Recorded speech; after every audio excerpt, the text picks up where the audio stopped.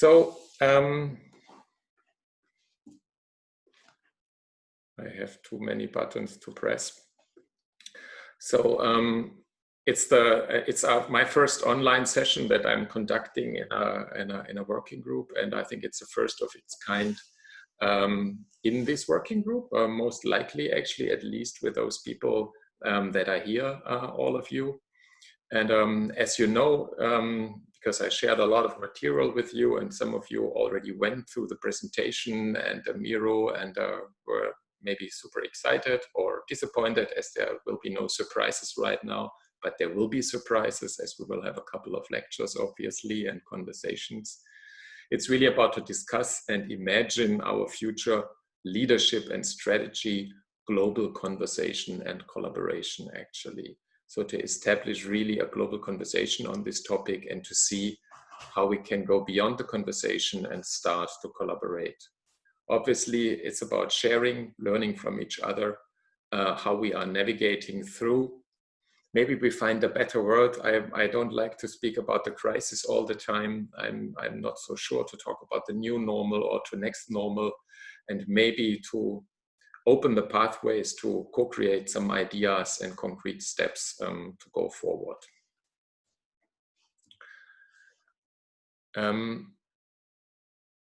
I think we have a challenge, actually, even if we are just 17 people right now, how to make this session as a rich conversation, because I enjoyed the last two working group sessions that I had the pleasure and honor to chair in Cumulus last year. And I very much like the atmosphere of working together in a room, of getting a direct response, of being able to work in small groups, of being able to have a coffee in between. So, so let's try our best. I think we're all super experienced. Some kind questions: if you rename yourself in Zoom to your name, institution, country, I think all of you will introduce yourself to the other ones during the conversation, but not from the very beginning. Best be muted, especially if you have construction works in your house. I try to look together with Teresa, who's raising the hand actually, and to be aware of that, but sometimes I'm pretty much into the way I'm working. So then just open your mic and shout, hey, that's complete nonsense, or I have an excellent idea. So please interrupt if we are not reacting. Unfortunately, Zoom is a tool that supports hierarchical power structures. We try our best to overcome this. So this is why we want to also use a whiteboard for shared both synchronous and asynchronous work. And hopefully we'll have some time for open discussions here. And we also want to build on the outcomes of previous sessions, but we also want to build on the outcomes of this session. As you might have noticed, I'm recording this session because I want to share it with a new website I'm responsible to launch in less than 4 weeks. It's called cumulusconnects.org, and this will give the community the opportunity also to share from the very rich conversations that are happening normally in conferences, but we think they are also happening especially in working groups, and we will put a lot of more content there. Of course, I will share first with you so that you have an opportunity to comment on it, but just to let you know. So who we are, actually, before I'm introducing myself, I kindly ask Teresa Franquera, my sort of co-host and co-chair in this working group, to introduce yourself. We know each other for quite a while, but still I feel more comfortable if you are introducing yourself and not I have to introduce you and you have to introduce me. Maybe you can briefly introduce you, Teresa. Yeah, I think there are some familiar faces here, some people that I know for a long time also. So I'm Teresa Franqueira. It is an honor to be part of this working group and to co-share it with Philip. Thanks for the invitation, Philip. I'm based in Portugal at the University of Aveiro. I think some of you probably went to Aveiro for the Cumulus I have organized in 2014. Right now I'm the director of the Design Factory Aveiro, which is part of a science and innovation park that is shared by companies and some local administration, and also by the university that is the biggest shareholder. And we've been trying to create partnerships between university and the industry, the local administration, governments, and some other organization in order to exchange, I prefer the term exchange instead of transfer, the knowledge between those different institutions. I think that's it, more or less. Big changes ahead. We all know this. So I think more than ever, we need this multidisciplinary and interdisciplinary to try to tackle these complex problems we face. So more than ever, I think design should lead the change, but need all the other partners to make a real change in the system. That's it, Philip. Thank you, Teresa, for your sort of introduction. I always learn a bit more about your background, and I'm pleased and honored to work together with you. And as you mentioned, we know each other from MEDES, and I think we will work a lot together also with DESIS, because DESIS and Cumulus are working together quite a bit. Let me give... I forgot DESIS. You forgot DESIS, so this is just so you see I can compliment you at least a bit. So yeah, I think I can give a super short introduction. Actually, I've been heading KIST as a director for 4 years. Then I've been heading the faculty where KIST is part of as a dean for 12 years. And then I stepped down, and now I'm head of a master program for the international collaborations. And I want to focus on international collaborations, what I did pretty much in the last years. I was initiating a conference part where many of you were joining in Rovaniemi, actually, about emerging formats. And then I applied to become a board member in Cumulus. And I'm vice president now as well, what is way more work than I was expecting, but we are a wonderful team. We are super ambitious, and it's a great pleasure to work. And I'm really unhappy that I cannot meet all of you in Rome this year. But so therefore, I'm very happy that I at least can see your faces and we can talk and exchange, because this is, as Teresa said, this is a moment where we need to think together and talk together. If you look in the chart, we have people that are colored orange. So those are the people that accepted my invitation to give a short talk. So thank you all very much for that. And the friend Kunpyo Lee from originally Korea, but from Polio in Hong Kong said, no, 3 to 5 minutes is not good. I have to speak a bit longer. And I was very happy to give you a bit more time. So, but you didn't get a special color for that. And so then the yellow ones are the confirmed people. And the green ones are the confirmed people. But that, as far as I remember, have never been in this working group. So that's what I also wanted to find out. How much do I have to talk about this working group? And then there were 2 people where I didn't know until the very last minute if they will join or not, David Sung and Yongki Lo from Taiwan and from China, actually. And we will have time to introduce us during the process. But I think as a matter of fact, I saw that, Martin, thank you that you're trusting me, Philip, in the chat. Whenever you want to put something in the chat, just put it there and we try to sort of react on it or open your mic and speak. Who we are, I think it's important, sorry, where we are, not who we are. So it is one of my ambitions to approach diversity, because I think diversity is more than ever important. And this also includes a geographical diversity.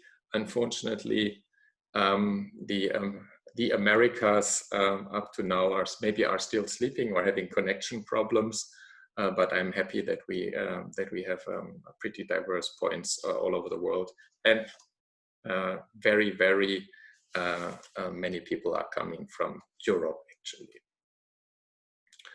So we called this session Leading Design Education Institutions in or Through the Crisis.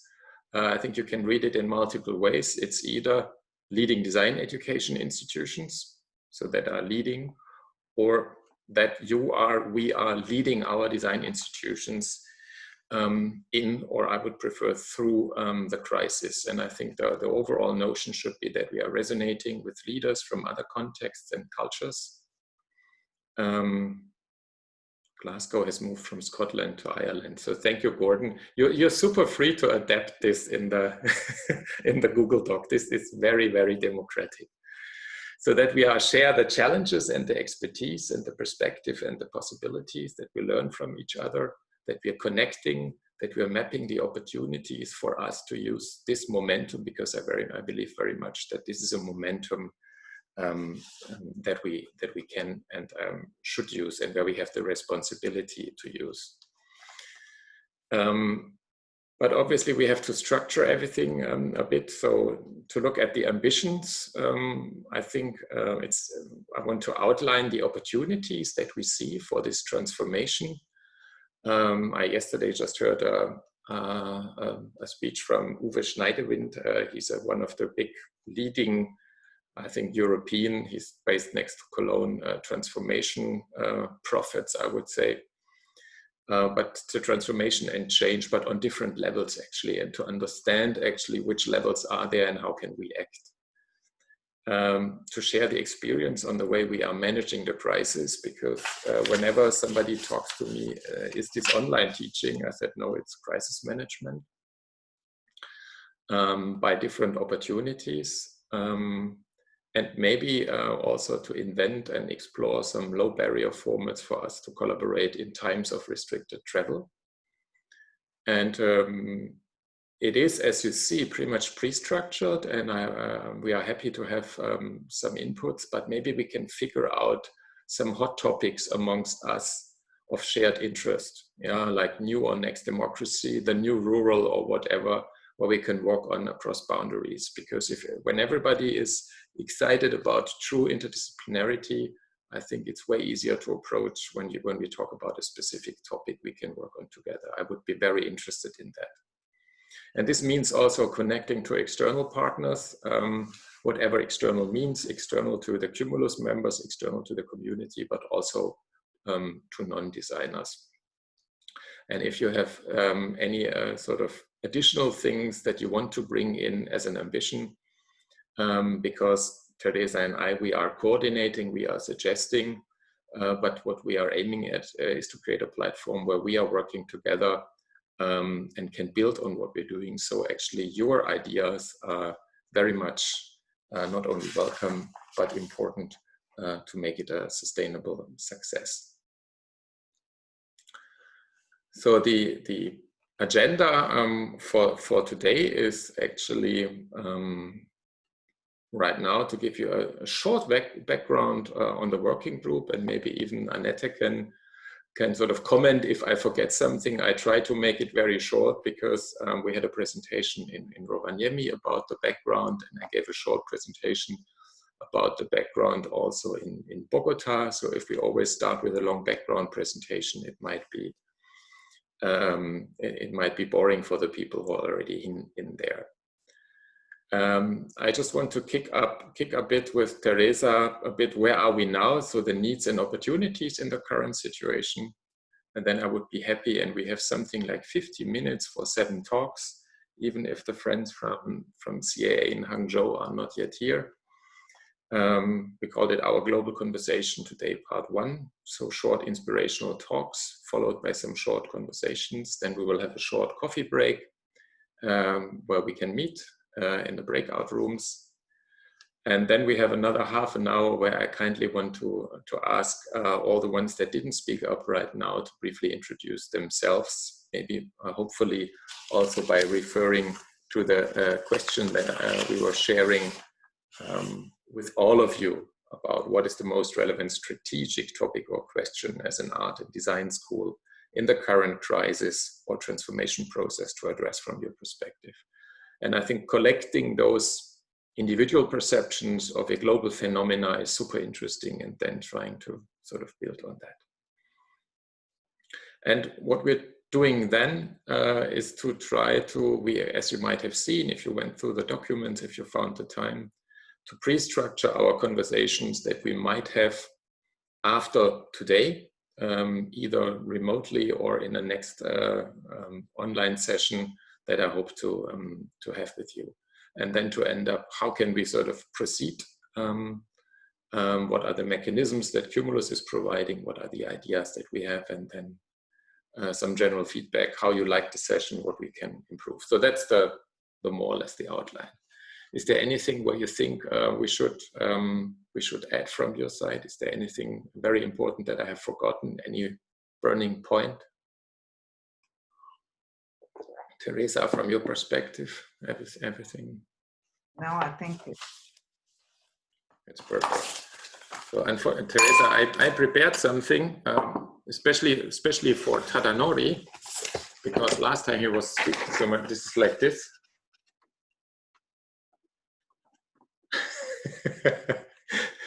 Unfortunately, you don't have this, Teresa. Maybe I speak too much, but I promise to speak a bit less, actually.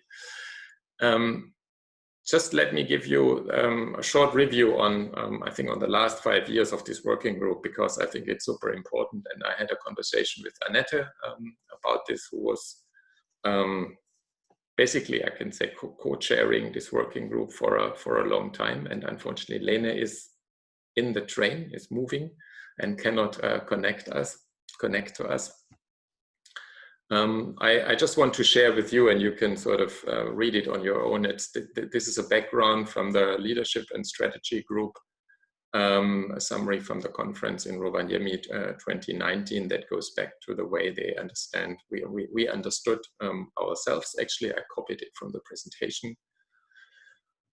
Today, design schools, media schools, and art schools have the unique chance to assert themselves as leading educational institutions on par with schools for the natural and social sciences, primarily because the world lacks solutions to crucial challenges, because it is clear to most people that the further development of society and man cannot be left exclusively to economic discourse and or scientific discourse.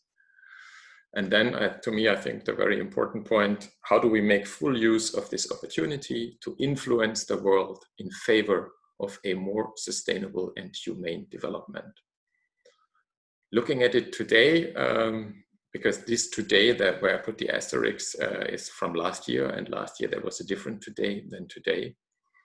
I think there has been a lot of debates, obviously, about the word of sustainability. That's pretty much greenwashed, so to better understand it, and whether we should not take other perspectives into consideration than the human and humane development, actually.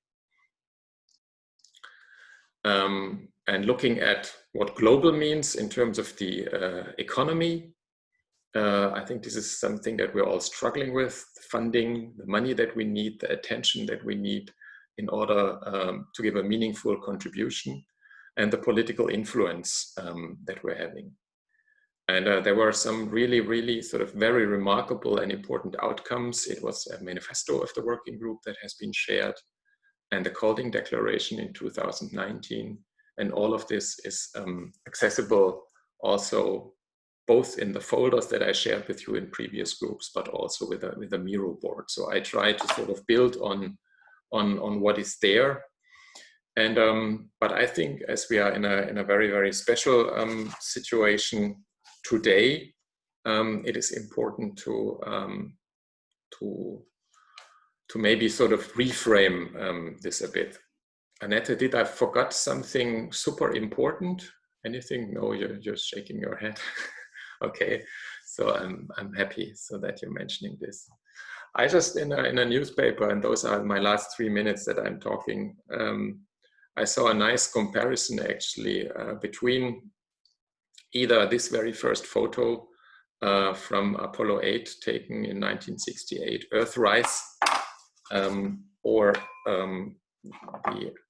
the other one, the blue marble that we all know, that was taken from Harrison Schmitt, Apollo 17, that for the first time made the people on Earth understand that we are all a united planet, and that we need somehow, that we are all sitting on the same spaceship Earth, as Buckminster Fuller was sort of calling it. So this feeling of this very unique moment that we are somehow all connected, changed something actually, not only in connection with a report of the Club of Rome, but it made the people sort of feel together, feel being sort of all on one very special, beautiful and blue planet. Then there is a sort of certain similarity, at least in the appearance, between this. Just if you think of the power of 10 from Ray and Charles Eames, you could sort of zoom in until the COVID-19 virus. But I think what's more important, that this is a phenomena that attaches all of us, even if the climate change also attaches and attached all of us. But it's attaching all of us in a new way, because we are all connected and we see all the interdependencies. And I think this is a moment where some things can change and where change is possible. Being an academic, I like to read sometimes academic stuff. So here's a quote of Bruno Latour, and you will find this document also in our mural, who is working on that, talking about every entity on this planet has its very own way of hooking up with each other. And he's talking about entities actually, and all the other elements that compose the collective at a given moment actually. And what COVID-19 has done to the humans. It's a very nice 4 pages paper of Bruno Latour. What protective measures can you think of so we don't go back to pre-crisis production model? It has been translated, I think, in 20 languages up to now. And to me, it was very inspiring. And he's coming up with a small exercise that I also can share with you in the Miro, because I think it combines very much the holistic terrestrial view with a very actionable approach for every individuum on the Earth. This is an old friend from Greece, actually, and in 2020, and I think Kairos is the person in Greek mythology that measured the time by quality and not by quantity.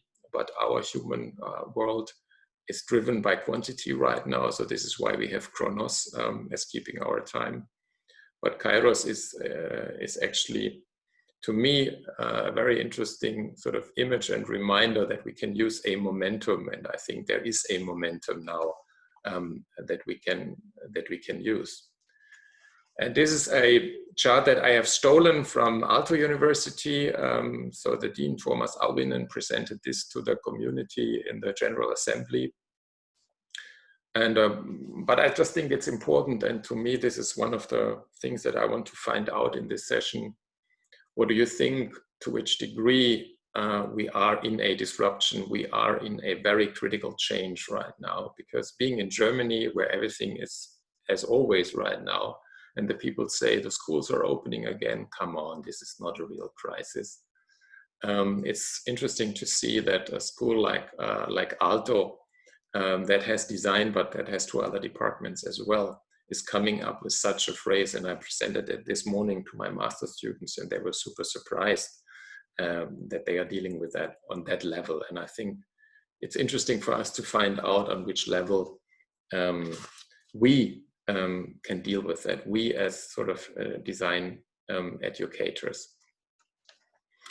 Because the world will be changed after COVID-19, whatever will be there. And to me, it means an incredible chance to work in new ways. And I hope that Cumulus can be a platform for discussing and also developing such changes, and to see how they can shape education around the globe. We are right now in this sort of transition mode, and I hope we can find approaches to use this momentum. And to me, one of the sort of underlying questions is how can we set the scope for thinking, reflecting, talking, and speculating about this new normal? Because for quite a while we were talking about tools, then we were talking about what it changed with the individual humans and with the poor students that are sitting in front of Zoom all the time. But in the last 6 weeks, more and more articles and discourses emerged about the global change of the education system and so on. And I think I have the right people here with me to share and discuss different perspectives. And so this is as I want to open our global conversation today with what we call short inspirational or expertise talks, giving us an opportunity to see very, very different sort of points of view. And I'm more than happy and proud that Kun-Pyo Lee accepted to share his insights, because I think Hong Kong is anyway in a special position. And I think it was also very interesting for me to speak with Wenka from LaSalle and Nur and Wolfgang, because they experienced the crisis at an earlier stage. But nevertheless, Kun-Pyo Lee shared this, and I highlighted the last sentence. However, it has forced us to think differently. Otherwise, we have never thought about. So right now, Kun-Pyo, I would be really happy if you could share your thoughts and presentation with us. Should I allow you to share your screen? You are muted. Okay. Okay.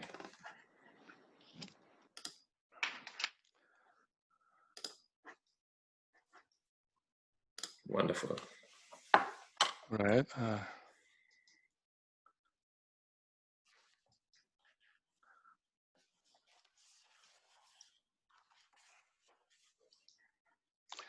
Hello, everybody. Can you hear me? Perfectly, yes. Okay. Philip, thank you for having me here. Wonderful opportunity, actually, this sharing my thought on the, what kind of design education after coronavirus, okay? It's a really, really big question. I think there's no one answer yet, but I think we need to really collectively generate some ideas what it will be next, okay? I think that's a really big question, too big to be answered by one single person. So I think this is an excellent platform, we all together to share the kind of their ideas, okay? This is a beautiful place. Actually, this is a School of Design in Hong Kong Polytechnic University. This is designed by Jahadid. It's beautiful building, actually.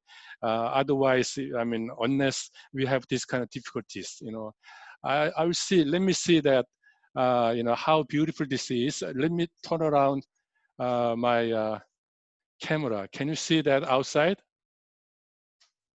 Yeah, a lot of traffic. Yeah. It's a beautiful view, right? Actually. So I'm sitting in highest floor, 13th floor, in my dean's office. Okay, but actually, as Philip introduced me, I'm originally from South Korea. I have been in South Korea for entire my life, for about 33 years teaching design education in the KAIST. And during my period of the academic career, I worked as a president of International Association of Society of Design Research, ISDR in short. That is one of the biggest international platform of the research platform. My predecessor was Nigel Cross. Then I took it over to that position for 6 years. Then now, that presidency has been changed. And also, interestingly, I was invited by LG Electronics, one of the largest electronic company in the world. And I worked as executive vice president to managing entire corporate design center. So up to now, this is beautiful story. We have about 1,000 students including undergraduate, master, and PhD. We have about 100 staff, half of them academic staff. You know, I know that everybody has big difficulties, coronavirus. Still, I think this is not settled in. I think I have full sympathy, particularly those countries which has completely locked down. But comparably, you know, I have more problem, as you may say, that in Hong Kong, you know, it's not only coronavirus, it is a huge social unrest last year in protest, okay? Actually, I come to join to Hong Kong Polytech last year. So which means that it has been 1.5 years since I come to Hong Kong. But 2/3 of my life in Hong Kong actually occupied two once a lifetime crisis, okay? One is social unrest, the other one is the coronavirus. So still, you know, that we are really worrying about what next, okay? As you may know that through the media, okay? But, you know, this is a serious coronavirus. I think the OECD, they estimate nearly 90% of entire students, they have influenced, okay, about the learning and teaching, okay? Hong Kong, you know, ever since that first outbreak of this the coronavirus, early February, and now, you know, it has been few weeks already without any further any confirmed cases. So that currently we partly allow small group of the students can have kind of face-to-face gathering together under 8 people, okay? But still, our campus is kind of closed. But we call it essential gathering. Still, university and under my dean's endorsement, we still can have that small face-to-face teaching, like a final year student and also PhD student, something, okay? So still, coronavirus in Hong Kong is quite okay now, compared to any part of the world now. But Hong Kong Polytech, we began this semester early of February. Then right in the beginning, we began to have online teaching, which is far earlier than any other school in the world. Actually, as you may know that the name of Hong Kong Polytech University is not only become so famous because of the protest, but you may know that in the November, all the our school was occupied of all the protesters few weeks. So we had to stop all the teaching. So even in November, we began to do kind of the online teaching already. So we had a long experience of online teaching anyway than any other country in the world, okay? So currently, I think the only the 1,110 confirmed cases, and out of them, almost of them already cured, and only 4 deaths. So if I look back in the past, you know, what happened, there are a series of those issues. In the first week, we asked our staff to teach online, and everybody complained about that. Online is not for design, okay? You know, hands-on experience, workshop classes, field study, user participatory design, and all those user research, and also TVC productions, and touch and feel. How can you teach? And everybody really, you know, complain and voice up. It's impossible. Then anyway, school, you know, forced to us, there is no other choice except the online teaching. Then the staffs they began to talk about which platform is good, Zoom or Blackboard or Team, and in many other cases. Okay, but having many students from mainland China in our school, some platform actually is not working in China. So we need to really consider that what is the comparative advantage and disadvantages. So I know that you have many experience Zoom and Blackboard and Microsoft Team. I think it has the different advantages for different purpose. But roughly speaking, based on our tutors, our academic staff, Zoom is more fitting to design education for several reasons. Then, after 2 or 3 weeks, that our staff, they realize that there is no other choice to use the online teaching.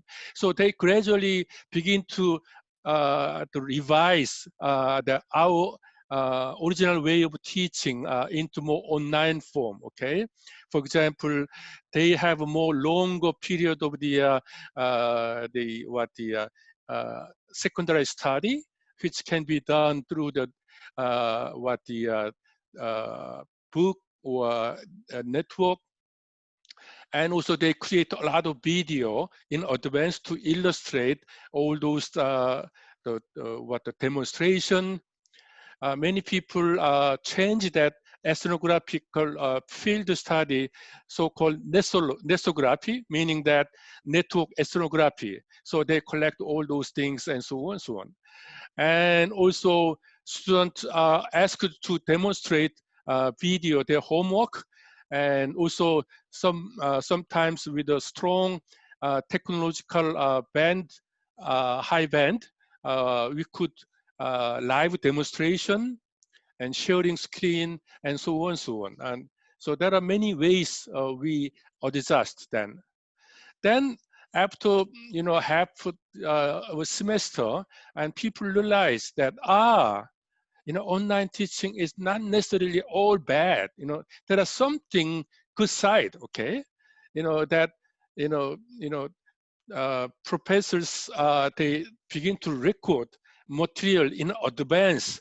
Okay, which otherwise which was not our practice. Okay, and so that student can always revisit. Okay. And also students also they are forced to create a video, then that can be used for as a good portfolio. I'm not sure that you also experience similar cases. Professors, our staff told me that students become more punctual.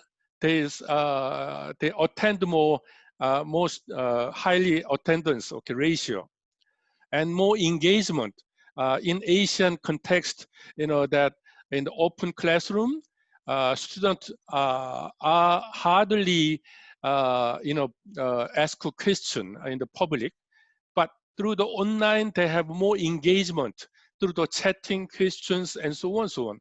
So there are many good sides. I think we can maximize that advantages. Okay, then having finished the semester, then how can we evaluate? And so that many students complain that alphabetical grade, for example, A plus B and so on, that's not good system. So we change many pass and fail rather than alphabetical grading. What criteria we need to do, and those things we also discuss. Then also annual show. How can you do annual show? How can we share that? Should we go to entirely virtual show like many US based design schools, or a hybrid, which we are thinking about now? That kind of things we are discussing. But still hurting. Okay, that we need in the summer. During the semester, there are few few subjects we cannot teach in online. So we postponed that teaching in the summer class. So now we are doing makeup class, such as a mock-up, physical prototyping, and so on, so on. Mistrust between the teachers and student, university, and all the stakeholders, that is really big. Many students voice out waiving the tuition and also emotional difficulties. And it is hugely difficult to recruit new staffs. For example, last year that we offered the position, and finally they declined to come to Hong Kong, okay, because of those social unrest. But one professor from America, he finally joined them to PolyU. So I felt very sorry, okay, for making him to come to different situation. But now, if we look at America, that's really, really much more serious and chaotic. So now I feel less sorry to him, okay, and all those things, okay. So what I think having experienced that, I think we have, take this good first, think of big questions. Otherwise, we never imagine, okay? So some strategy, what we are thinking about, more proactive surfing the wave of technology. For example, we create our own designer wave platform so that it reflects more designer way of teaching and sharing and joint workspace and so on, so on. We create that one. And also we are in the now pilot stages to actually testing the VR education, VR use of education, which already there are many good software I also experienced, which is really, really good, actually huge potential. So we are currently thinking about that. But, thinking about, Da Vinci, which remote, that medical operation, medical operation is such a very subtle hand skill required.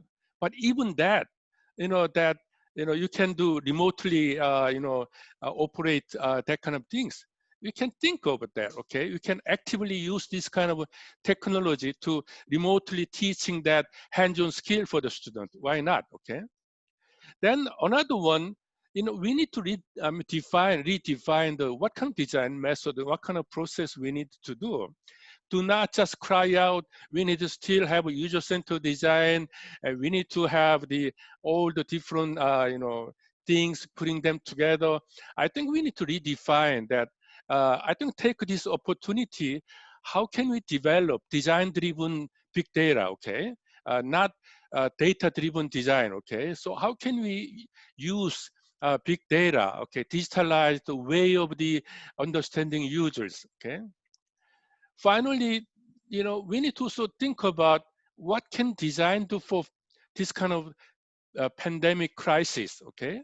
I know that designers contribute something like, the creating beautiful mask or creating face shield, okay? I think this is very passive way of the contributing, really designer way of doing. Okay, we need to think about much bigger contribution for this pandemic crisis. And finally, education for the future. We need to think about that is, because already our design community, design teachers, students, they get used to online, okay? Let's take advantage, okay? But I think many of you may know that so-called education startup fund, Minerva, okay? This is a platform already established a long time ago, I think many years ago. What it does is that the university without any campus, okay? So they are required to change the position in different country, okay? For example, Seoul, Tokyo, and London, okay? So they need to spend the 1 year in Tokyo, for example, Korea and London. And they need to work with all the company they arrange or NGO. So they do all the working experience with those arranged company solving the problem. Then whenever they have the lectures, they connect to online. So that is already, that kind of platform is available. I think this is excellent platform. Cumulus is kind of what the for me it was second time. Last time I attended Cumulus the meeting. I think Cumulus having more than 100 members the university, I think this is kind of platform we can use. Okay, the student, they can travel to any other university. In the meantime, you can connect the online teaching and something like this. I think this is a really excellent big question of which to think about it. Okay, so this is it. Thank you.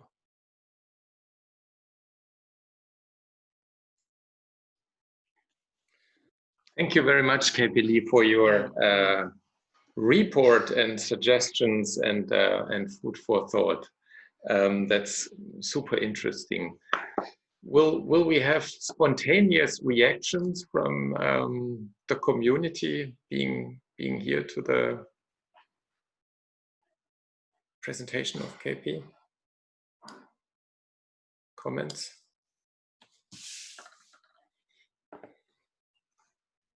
I think most of us can relate with what Lee has just showed us. So many of us are really living the same situation and getting the same conclusions. So very good. Mm-hmm. Yeah. Well, yeah, I agree to that. So that, to me, there's one underlying question that, because you started with your iconic architecture, that is very powerful, both globally, but also on your campus, making design as an icon also for the whole EU to connect things. And if things go online, and if we're talking about online and not about hybrid, then many things and powers are shifting. Yeah, why should people go to Hong Kong or to Singapore or to New York when it doesn't matter where the education is coming from? I think that's still an open question, and I know that many schools are sort of dealing with this very question actually in the moment. Actually, there are many good side of this online teaching. Actually, if we, collectively working them together to, maximize the advantage of online teaching, I think that will be wonderful. As Philip they termed a la carte, the education. Okay, now you can easily invite you in your class, okay, to any of you, to have a lecture, okay, which is impossible in offline, okay, cost money and time, and so on and so on. I think there are many things, good side of those things, okay, yeah. And many the teachers agree that digital transformation, okay, but actually, the action was not really that happened dramatically, but this pandemic, forced us to nothing but a choice other than digital transformation, right? So I think this we need to really think the good side of this, the pandemic crisis. And I think this is a wonderful opportunity that we can combine, on the one hand, really thinking about making things happen right now, but having the wider scope right now, how educational systems might change in terms of addressing global issues together across cultural and national sure. And disciplinary borders. Okay, so thank you very much. Should we now switch to you, Tadanori? Would you be ready to... should I share my screen, or you will share your screen, I guess? You're still muted.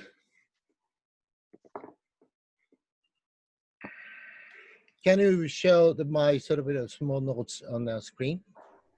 Yes, of course.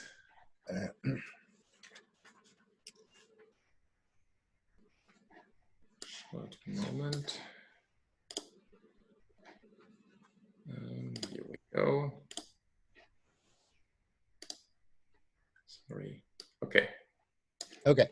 Well, thank you for very interesting sort of lecture, Kumpio.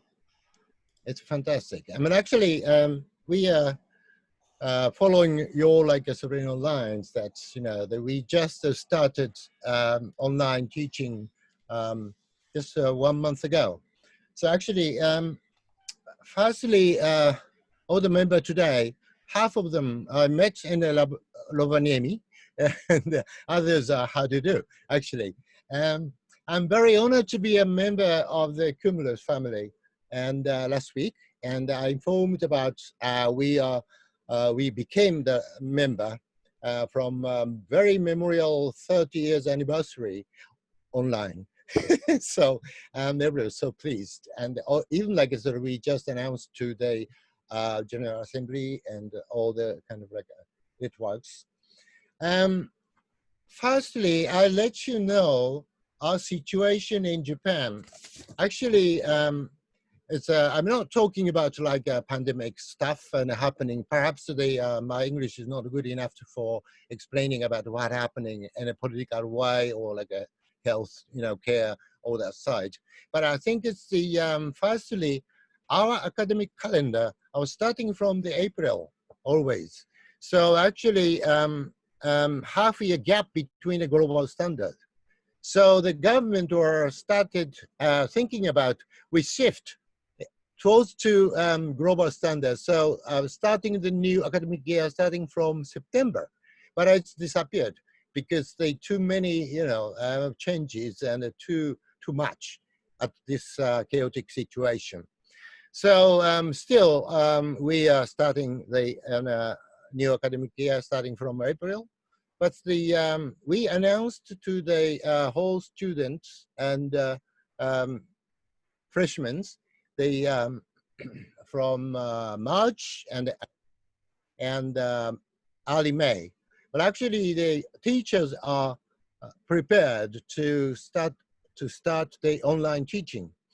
So they have about a few months to prepare for that. But I think the Musabi has been running most of all classes since last week of May. Actually, I think it might be over 95% classes online now. And because of, as a president myself, I just decided to shift the starting day months altered. So actually, the start the academic year, curriculum, everything, slightly, postponed, but actually, first announcement, which is very, very important, that we just move, shift back to later, 2 months later. So then all the teachers and the faculty and everyone thinks that the Musabi is starting from May, later May, and it's prepared for that. That is absolutely sort of, the coincidentally happened. So now I'm just proud of that. Our university are, I think, the top ratio of the opening the classes online, especially in art and design institution in Japan. So we are using Zoom and also Microsoft Teams and Google Classrooms. And of course, we are running a blended system. And it's the first sort of stage was over last weekend. And this Monday was started the second stage, which is if the teacher needs to invite the student, it's based on the regulation that, one student needs 4 square meters. So 4 square meters, for the one student. So I think in a seminar room, maybe about 10, 14, it's maximum. But I think it's the seminar classes, especially, the teacher can invite the student in campus, actually, face to face. So it's we are now creating the new blended system of like not only online, but also gradually face to face teaching stuff. And then we will spend 4 weeks and then to third stage, which is selected kind of classes, all the students coming into the campus. as Kumpio said, that's the COVID-19 is not all negative, but we are feeling that this crisis brought us an experimental situation. It's even like as I'm asking to the individual teachers, they are, fond of enjoying running online teaching, and we are finding a very interesting fact through this crisis, actually. And so, on that situation, I've been very busy to redesign the kind of the whole structure of the curriculums and timetables, all that kind of things.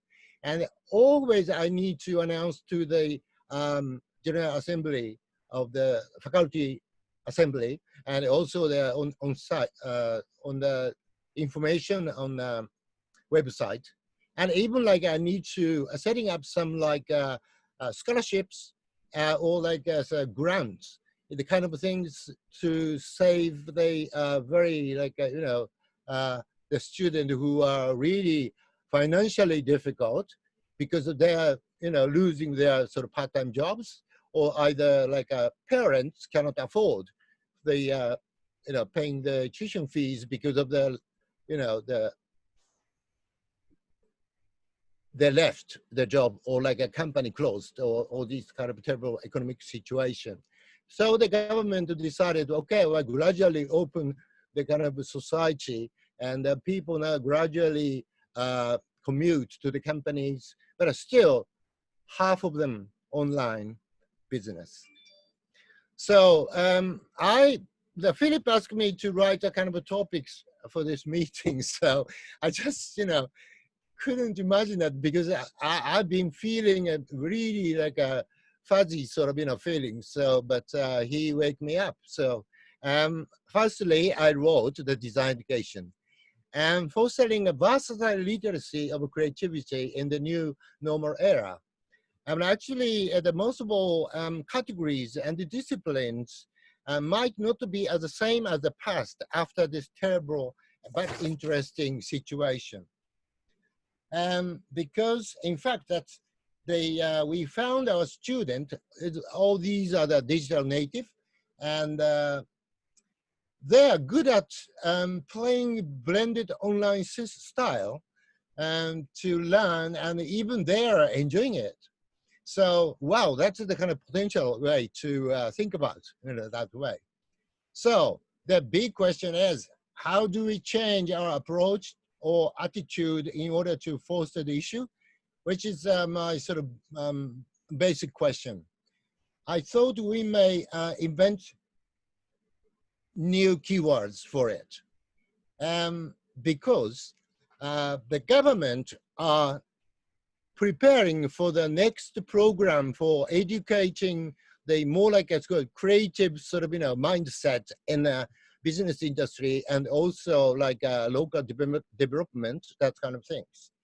The inspectors from MECHI and also MEXT and also the cabinet office visited us to get a sort of the hint from writing about the new scheme for the maybe coming next year or year after. So we decided, okay, we are providing the programs and also the keywords, because we found that the new school of creative thinking for new school, actually. Please look at our website. It's a really long name. And not it's called art and design. It's more like a sort of innovation sort of oriented sort of teaching style. And so this is my question, but I think it's I been working for the government. That's many years ago. Actually, I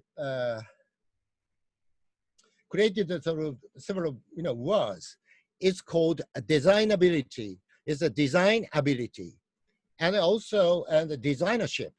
As a new keyword, I think then those need to shift from our previous aspect of design education to the new definition to creative movements.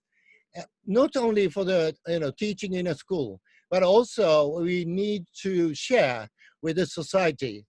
And so all the the people don't have to be a designer, but at least they has to have a designership.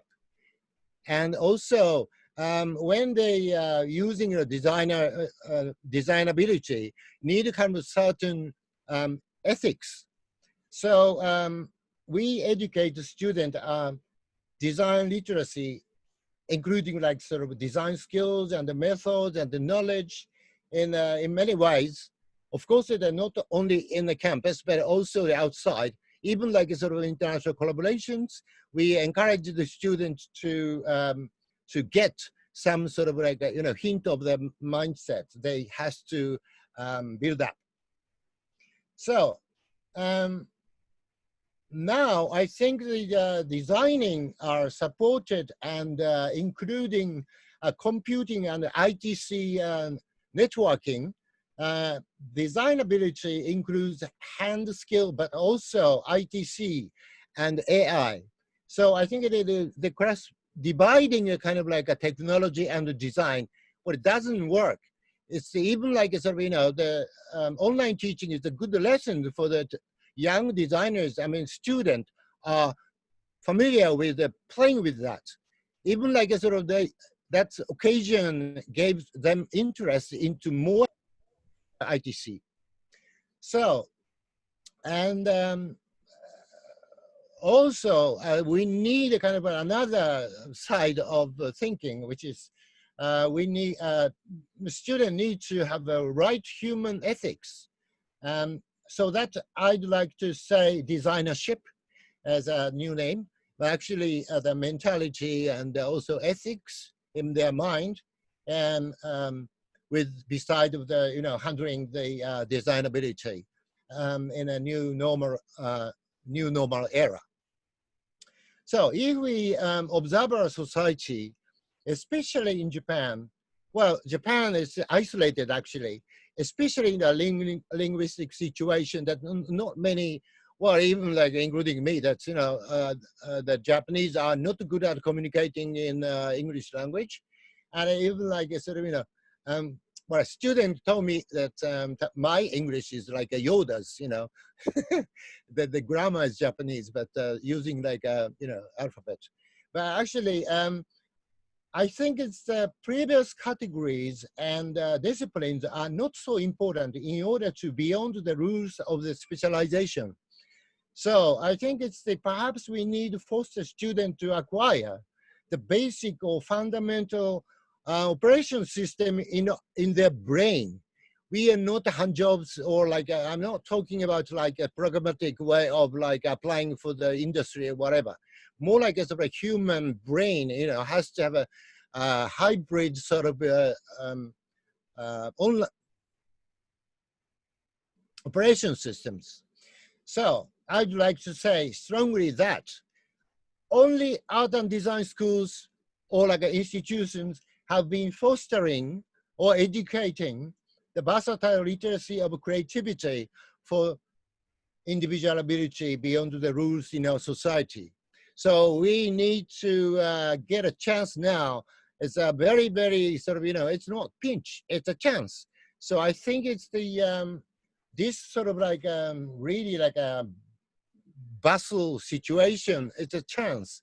So we just speak up that, we are art and design schools are only the, fostering facility to educate the students or like, the people's workers, new way of thinking. So that is the keywords I'm suggesting, which is designability and the designership. It's a fundamental keyword for our education. So actually, I really would like to say all these that this is brought us, the pandemic has brought us a very good chance to speak up and to prove our sort of ability and also what we have been doing, which is really, really very important for the new normal era. So I'm sorry that I couldn't not prepare any visual materials. Well, now it's about 8 o'clock in the afternoon, but I started the Zoom meeting from 10 this morning. So I'm terribly sorry that I couldn't show any like diagrams, whatever. But I think it's the this is not like a negative point that Kumpio said. That's absolutely right, and I totally agree that how we can try to this terrible situation to be move forward, which is a very, very important discussion. Thank you for inviting Philip to join this conversation. Thank you very much. Thank you for listening. That's all. Thank you very much, Tadanori, for sharing your thoughts and your words. And absolutely, you don't need graphs sometimes. It helps a lot, and especially to link to your emphasis on words. I like it very much, and I immediately put this in our Miro boards that we need to invent and define new keywords. And I know that you are very strong in doing this in the last 15 or 20 years.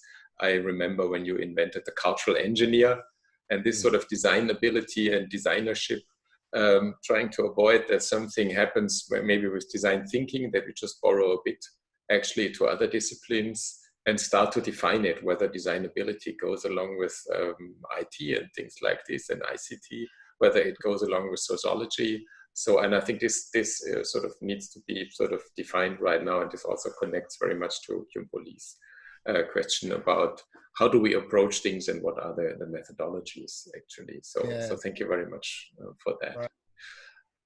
I knew that we will be again sort of over time, but I enjoy a lot, so I hope you enjoy as well.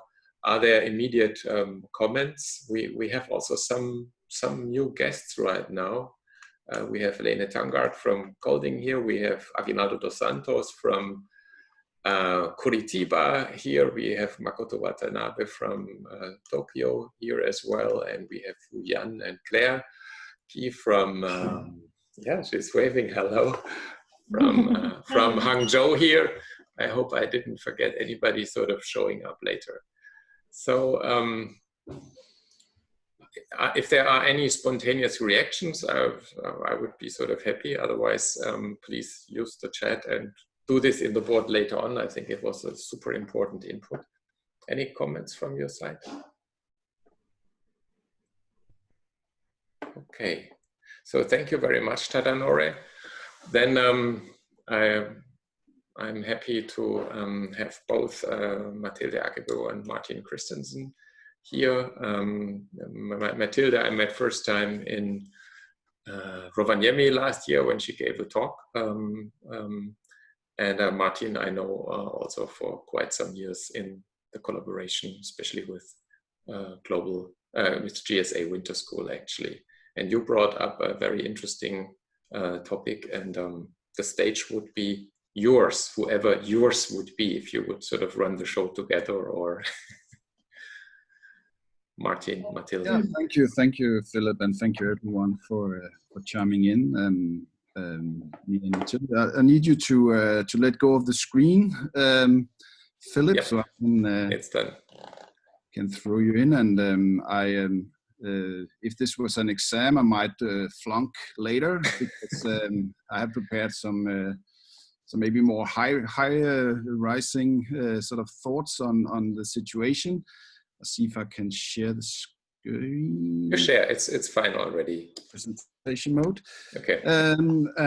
Yes, I'm Martin, and head of Institute of Visual Design, and with me also, or at another place at the school, is Mathilde Agebo. I'll be leading the presentation here, and thank you for allowing us to share some thoughts. I very much reckon the experience that everyone else have shared until so far, even if it's from Hong Kong and Japan. Our students are also currently at home, and we also allowing a few sort of our master's thesis students to come back. But otherwise, we have similar experience with the digital challenges that we've been throwing. Philip asked this question in the comment or in the introduction to the meeting, and I've kind of set away from that. And I think it's important to think that obviously this is a crisis that has a deep ramification, but it's also a good avenue to sort of think about new ways of what we're doing and why we're doing it. And I think it's very interesting that we've come to a full stop. If we look at this from a strategic point of view, the world has come to a full stop, and we now see some of the sort of systematically wrong things and how challenged our world is. But obviously, a very big strategic moment is what will come after this full stop, and how long will be at a halt.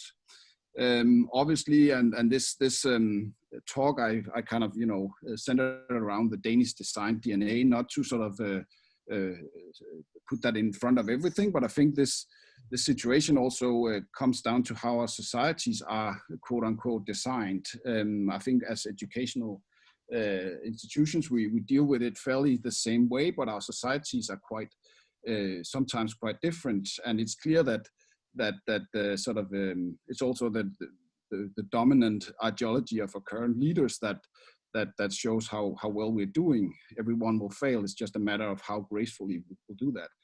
And to some extent, one of the things that has been brought up in the Danish sort of situation and the context that we're in is that we are a design nation. We say that to each other, and maybe we'll also say it to the rest of the world. Not to sort of say that we are better than anyone else, but that we have a particular sort of way of addressing challenges and problems. And I don't want to go into the specific details of this, but actually this is very important for us at the school, and this is also something that we try to sort of hold up against us in terms of what will the future actually bring, and how can we as a Danish design school and a nation sort of contribute to the current crisis. So these sort of tenets are quite sort of central to us when we also design the new education and take steps in terms of this. And you could say that this chair, which is a classic Danish design chair, is not just a design, it's also a idea about a good society. And I think a lot of our sort of education and also what we put into the students are today challenged not only to look at good form, but also to create good solutions and a good society. And I think one of the things that the Nordic and the Scandinavian traditions hold very dear is sort of this human-centered or user-centered design. We might also see a shift towards a more sort of life-centered design. At least we now see with this crisis that everything is connected. We are all connected. We all have the same experience, actually, which is quite unique. And we also connected deeper to the world.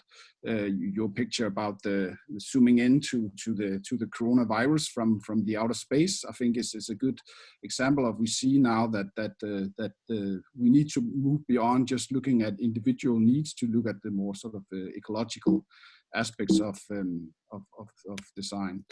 Then obviously we also acknowledge both in our education and in our societies that design is also a part of the problem. We need to think about how we can turn to a more responsible and sustainable way. We've just are in the process of reorganizing our education in fashion to become more aware about the value chains, the systems, the wrongdoings of an industry that we have previously perhaps put the students into. We now want them to go out and change this industry. So this is a way for us to actually try to change the world. And I think also it's important to think that it's a time to build. Design often is either in the last stages of a project. It's also increasingly also part of the processes. But for us, at least, it's strategically important to think how we can work with intention and how our impact also can be, to some extent, measures. How do we scale, grow, and sustain our design solutions? I think also through this crisis, we've seen quite interesting social design or redesign or co-design.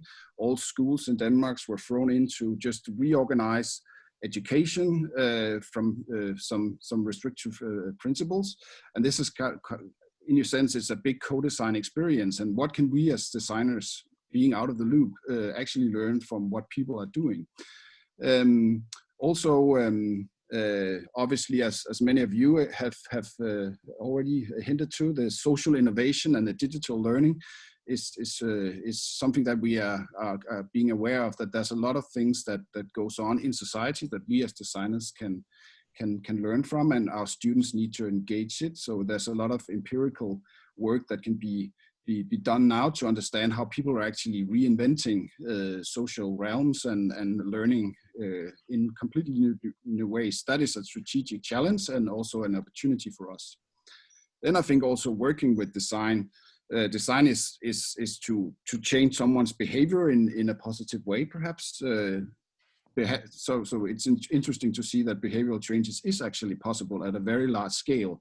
This is a Danish minister of I can't actually remember what he's a minister of, but he's holding this this graph that has been sort of on everyone's attention to bend the curve. Now we actually, when we know that we have this apparent danger to us, we are actually able to change, but obviously this comes with a lot of cost. So I think for us it's also interesting to think about that this new normal is maybe abnormal. We have seen in sort of massive scale sort of societal compliance. This is from one of the great sort of lakes of Copenhagen, where the traffic of the pedestrians have been one way. So what will come after these massive societal compliance design? What can we learn from this? And I think also, maybe this is not a very well picked picture, but I think the next paradigm, and we also are seeing this now, is that it's maybe an age of no norms. To be much more norm critical. We see this with our student body, certainly also throughout this crisis, that the young people, so to speak, our students are very much sort of at unrest with how we have separated the world into binary dichotomies between even sort of black and white, or nature, or between genders. So there's a certain sort of unrest towards this sort of norm that we've designed from. So how can we also be critical about this? Is certainly something that comes from our students, and also something that we look at in terms of our student body. How can we sort of break the sort of monocultural uptake amongst our students, even despite this crisis? And I think for us it's interesting to see this next generation of designers and next generation in general. We see a lot of sort of students are seeing this situation. Also, the crisis has not made the situation better, where the generation, at least in the Danish society, will be the first decades to have less progress or wealth than previous generations. How do we educate them? How do we design for them? And this crisis has sort of underpinned that they are in a hotspot also with getting jobs after the education and so on and so forth. So we need, as strategic as possible, to address who they are. And I think at a more general level, this is not, the coronavirus is not the only crisis.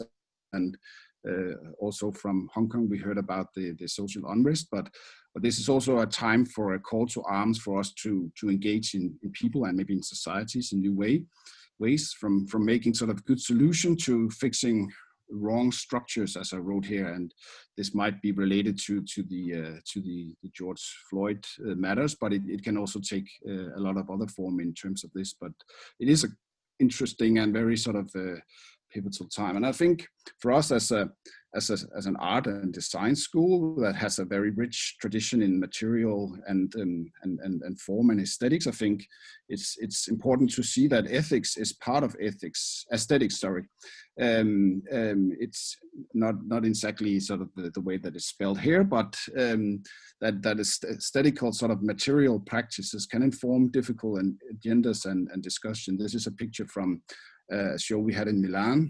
So sadly we weren't able to go there this year, but last year where we talked about and debated different bodies, experiences of sensory and as well as sort of the impaired body, to use form and material and aesthetics to sort of set off different agendas and discussions that are difficult to have. And I think also with this crisis, we see that design, perhaps with form, can move into a much more critical and speculative space, where design, education, and the way that we challenge also our society is to also make ways for dialogues that are hard to have otherwise, like build scenarios, critical conversation. This is an example from a design project in the Danish Design Center about boxing future health, where you could actually sort of experience future health through sort of art installations and so on. And obviously, we look at new relevance. Design has to, now it's something that everyone can do. It can be done by anyone. It's a method. You can design think, but what should the competences be of our future designers? Also, new tools and collaborative methods. Certainly, we've seen a lot of sort of immediate innovation in the space between our students and faculty, and then also how we manage this. And I concur with the other sort of Zoom, Teams, whatever. But I think it's also important to say that this is sort of just the way you do education, but maybe the technology and new tools and collaborative methods should be much more ingrained in the design fields. What is the GitHub for? GitHub is a software repository, a way for collaborating with code. What can we learn from software engineers? They make tools for how they're creating, and maybe also move away from just consuming design tools to also creating our own. And I think to return to sort of this Danish design DNA, I think what also Cumulus and this great bunch of people can do, and with all our students, start a movement. You might be aware of the Noma sort of a very acclaimed restaurant that's just 5 minutes away from here, that also started this new Nordic food manifesto, which was not about the Nordic cuisine. It was about making chefs and professionals in the restaurant food business aware of the local environment, the terroir, the fauna, the produce, and to make this available in a global conversation. So I think also it's, now we have a lot of the same experience with our education, but design is not the same everywhere. So how can this become a strength that we, for instance, use Cumulus to sort of start this understanding of our own tradition and share it globally, so we can sort of understand how different design and design methods and aesthetics and so on are across the world by focusing on what's around us. So, and I've posed this question numerous times to Philip: what can 800,000 students do together through Cumulus to sort of see this through? Yeah, that was a very quick run through 22 slides. I'm sorry if it was very hasty, but I hope it was a little inspiring and spur some thoughts on everyone's part. Thank you. Thank you very much, Martin, for sharing those thoughts. I think it was, as expected, provocative and inspiring. One little correction. I mean, we now have 1 million students. That's even worse than having 800,000. I think that, yeah, but I think that's really an opportunity sort of to mobilize. I think you gave a lot of food for thought. While you were speaking, I took some notes and put it immediately on our new tool that I didn't design, but that I just reused. I know how experienced you are in using GitHub, and I think how much we need to look for either reusing, adapting, or sort of designing proper tools. Maybe just one question or response, maybe in direction of Venka from Singapore. Venka, when we talked maybe a month ago about how you adapt with your internationalization strategy, you said you start with the hinterland right now. And to bring this with a movement globally aware of what is around us. I mean, this being really aware of what the richness of my local sort of setting and culture, maybe beyond traditional ideas like food and haute cuisine and so on, can be. I think that's super important and interesting, and I think you come up with a lot of questions that we sort of need to sort of digest and address.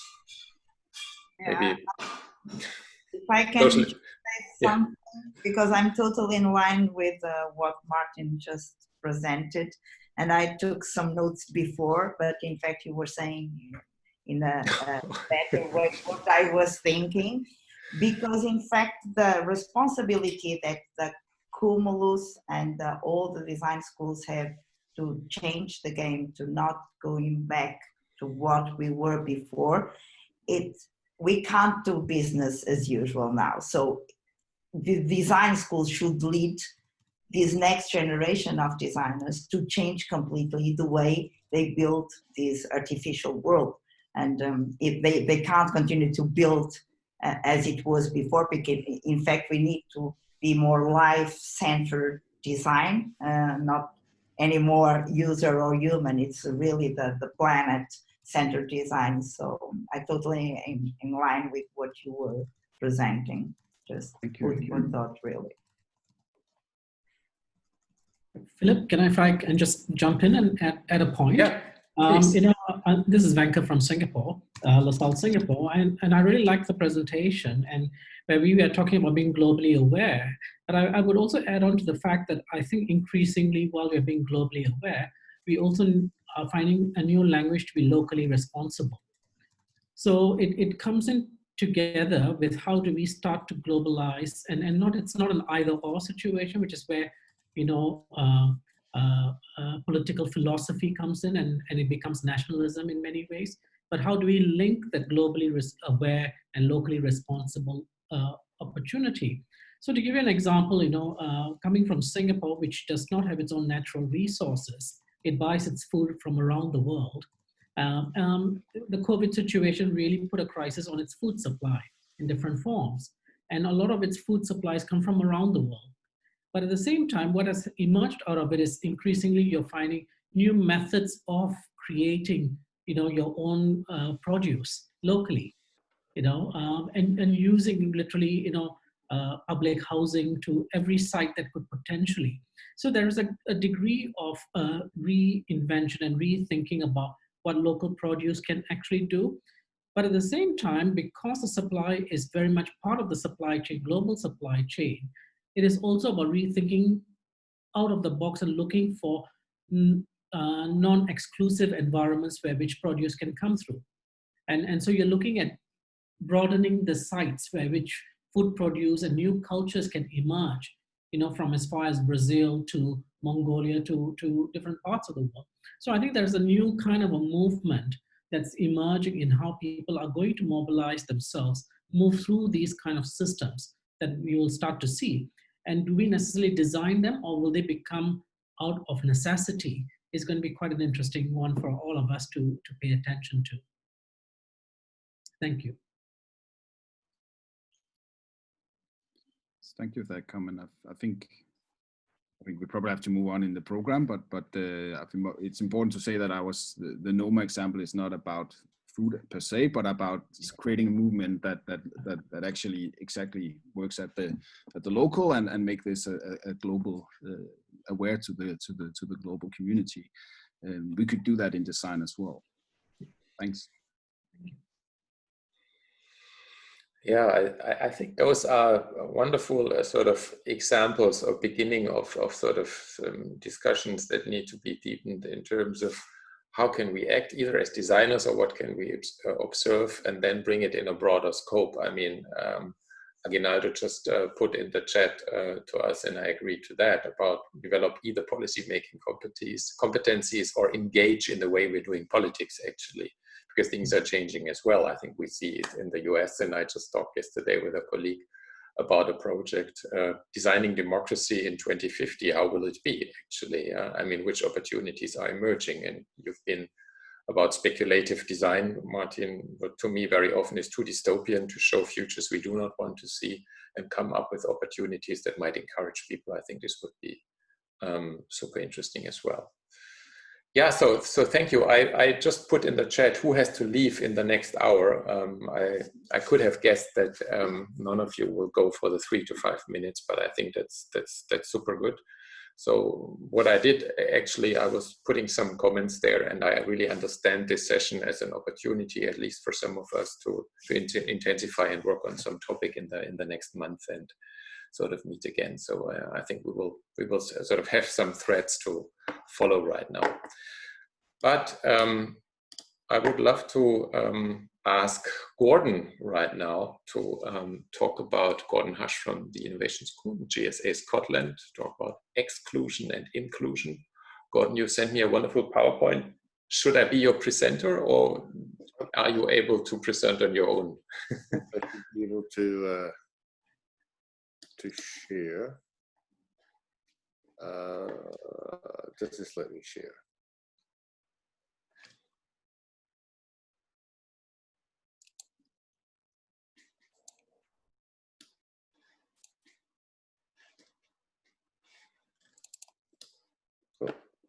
Let's just see. Yes. Is that sharing? We see your wonderful desktop. Yeah, no, yes. Okay. You see my not wonderful PowerPoint. Is that visible now? Yeah. Yes, perfect. So I will apologize in advance for my slides. They were done this morning just before I rushed to all the other meetings. Like everybody else now, I guess I live on Zoom. So GSA, yeah. I think what I want to talk about today, and I will try and stick to my 3 minutes and be quick, is the idea of a COVID world. Maybe a post-COVID world, but I think perhaps it's actually a COVID world for some months, probably some years to come, and that there is no return to a normal. The new normal might not be any one thing. And I think how this relates to GSA is about this first slide, which is the Macintosh building, which burned down in 2014, and then again in 2018. So in the last 6 years, GSA has had 2 catastrophic fires and 1 pandemic.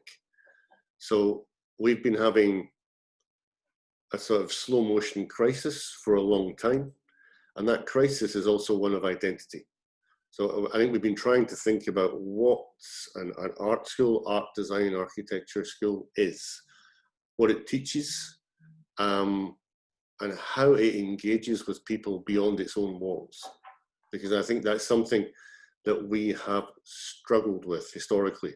We've been very good at educating people to do the things that they arrive expecting to be educated, but the relationship that we have as a publicly funded institution with the wider world, whether as an organ of government or as an institution of civic society, or as an actor within a kind of wider socio-economic world, has been confusing. And so I have here 3 very convenient definitions. So they're not from the Oxford English Dictionary or any other dictionary for that matter. They are for my convenience. And I think they're how we have tried to historically think about what we've been doing as an art school and how that might be challenged, but also present, hopefully, an opportunity moving forward into whatever the COVID world or a new normal or whatever becomes. And so I think we have always tried to work, people have mentioned user-centered, human-centered, life-centered, planet-centered. And previously, I know Philip has talked also about a decentered approach to design as well, which I think these terminological discussions are really important and will become more so. So collaboration, I think we have a model of collaboration. It says here, we work with specific other people towards a predefined goal. We know what we want to do. We assemble our partners, we do this. And for me, much of education or teaching is a version of this, expressed sometimes as a professional power relationship. So we bring our young people in, and we agree that we're going to teach them. This is the goal. The achievement is they become educated and join the profession. It's a collaboration. Participation then is possibly more aligned with research than with undergraduate research, education, although these are not strictly separated or delineated positions. Here we're working with other, and I'm calling them ecological stakeholders, because the stakeholders here may or may not be human. They may or may not be explicitly and willingly engaged in the project, but they are implicated in a project. And that is therefore about extending or advancing the exploration of an agenda. And hopefully what this results in then is not only the achievement of a specified goal, but the production of a new form of knowledge or understanding about the world, the types of goals that we are seeking, and also the means by which we seek to attain those goals. And I think that touches upon some of the earlier speakers who were talking about different ways in which education will shift, both technologically and culturally, in relationship to COVID. And then I think there's also an idea here about transformation. And that, I want to talk about that as the idea of a dialogic practice, as something that is based upon particular types of interactions between entities, to borrow from, I think it was Latour that Philip quoted earlier on. So here, I think the people who are taking part, or not just the people, the participants, the entities, are ecological. They're part of the world that we live in. But I would suggest that also in the discussion around transformation, they're also political stakeholders. In that sense, I think there is some sense in which not only are the stakeholders participants, implied or explicit, but there is some form of discussion about the nature of their participation. A discussion that they are either able to take part in themselves, or which describes for them, and that may or may not be in a democratic sense, the nature of that participation. And so I think there are some asymmetries of power, let's say, about the nature of participation, and that those have to be foregrounded and made explicit. In doing so, I think we can identify this idea of a going beyond what currently exists, and that unless there is an explicit and capable of being formulated going beyond, then the transformation is difficult to see as something realistic or truthful. And hopefully what this generates then is as a new understanding, of the relational entity, the thing that emerges and of the parts of which it is composed, whether those are physical parts, human parts, ecological components. And I think this, in part, is how GSA is thinking about itself right now. After having had 2 fires, which destroyed the built fabric, or the sense, the totemic building that was GSA, and with the pandemic also, we're sort of shifting the idea of how we think we understand what an art and design school is, what its purpose is, what its relationship to its own history might be, and what its role as a civic actor, as a citizen of 21st century society might be. And all of these things were happening already, but they've been accelerated by COVID. And I think that's very much where GSA feels right now. And it's not a very comfortable place to be, I have to admit. And so I want to talk briefly about this idea of for a long time, GSA, in my opinion, resembled a factory. And it was born from the Industrial Revolution, the Kensington system of design education in the UK, where designers were educated for industry. And in many ways, that was about, we took raw material, a young person, we subjected them to an industrial practice, education, and when they emerged, they were a commodity ready for market or employment. And I want to move away, hopefully, from the idea of the art school as a factory which produces particular, perhaps high-end commodities for consumption by the design industry, to the idea of a community that is not structured around the factory building, but is built around instead a series of dialogic practices. And there is this quotation here that I want to kind of touch upon from an American, a Canadian colleague, sorry. And he's talking about the kind of the hermeneutic community, and this idea that dialogic conversations, which for me would be forms of practice that I would expect to find inside the art school. These conversations take place between equals, which he calls fellow subjects. Now, they may or may not be equal, but I think we can be explicit about the asymmetries of power and hierarchy that make knowledge possible. If we're moving from the collaborative to the participatory to the transformational. And in doing so, then I think the subject under discussion and the forms that the dialogue takes, which might be material as much as verbal, as much as conversational, they can be the material outcomes of design or artistic creativity. These become part of subjects with their own particular perspective. And that final sentence then there, interpretation then becomes an open-ended inquiry and not a search for an unalterable objective truth. And I think this for me is where I think I would like to see GSA go and participate in a COVID society. And this is where the transformation lies, in the foregrounding of this interpretation. Oops.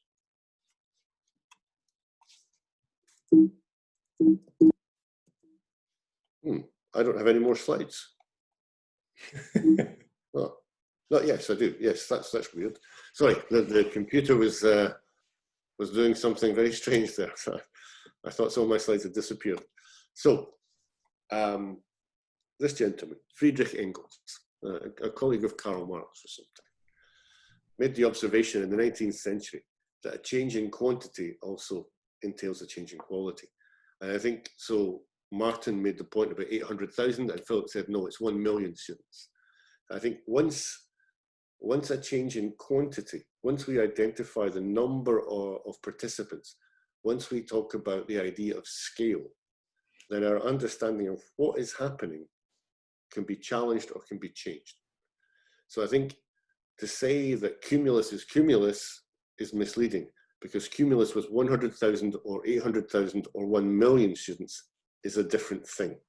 It has different attributes and capacities. And so I think there is a point at which when we move from how big or small something numerically is, our understanding of the thing changes. It might be transformed. Let's see where the slides go next.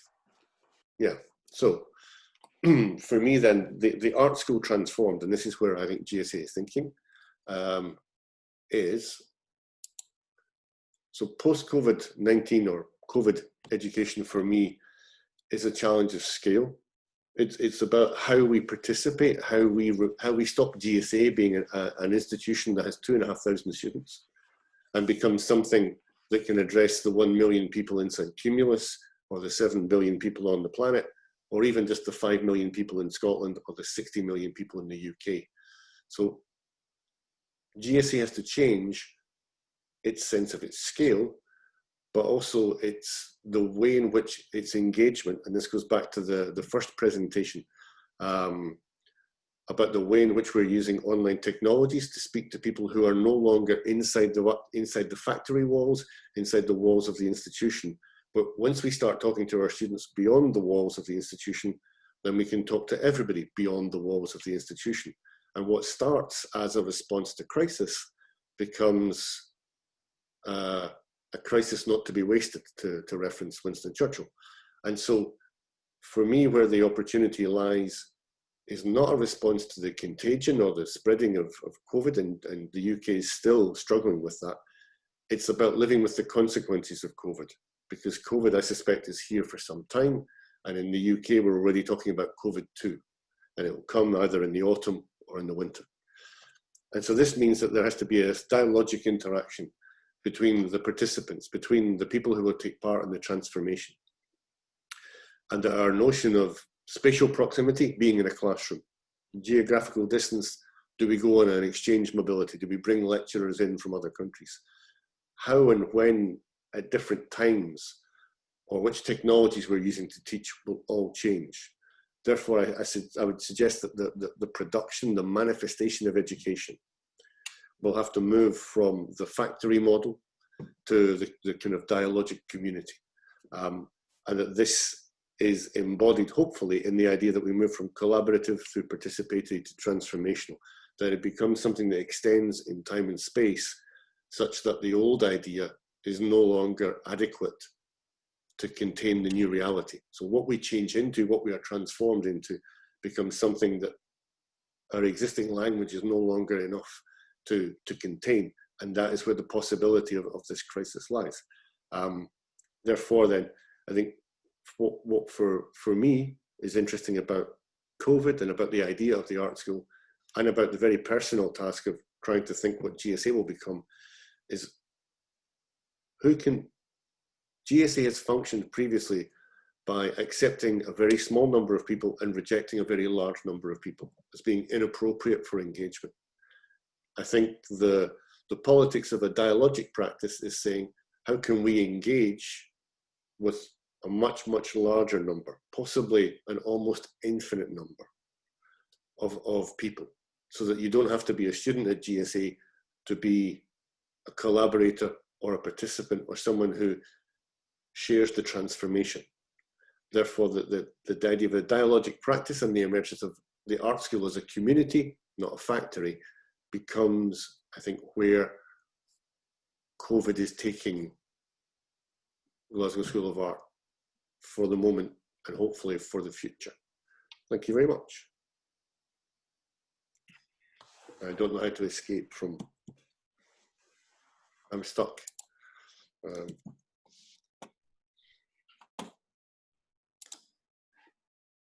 Okay, you're back again. Yeah, thank you, Gordon. I think this gave a lot aspects to talk about. Again, I added some keywords that I think that are super relevant in our documents to proceed our discussion, actually. And just if I connect the last slide and to say, okay, about the educational experiences, and I think this is really about, on the one hand, opening of new formats of inclusion as well, of interaction, but also different levels of engagement. Yeah, so it doesn't make sense to give access to online classes or whatever, what would be very traditional. So how do you engage with people?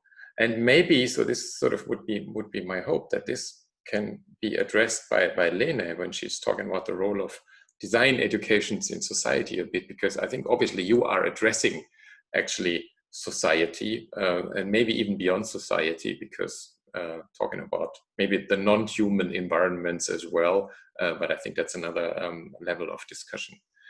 Are there any sort of immediate comments, or should we ask Lene to proceed?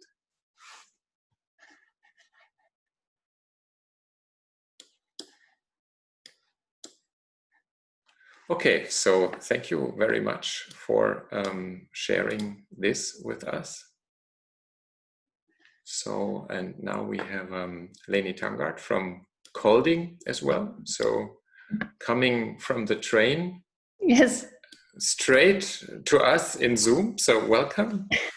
Good to meet you. We never met before, actually. So, no. So thank you for offering the opportunity to share some thoughts. And so my feeling would be that it can be sort of connected quite good, because there's another underlying question actually that Gordon was addressing.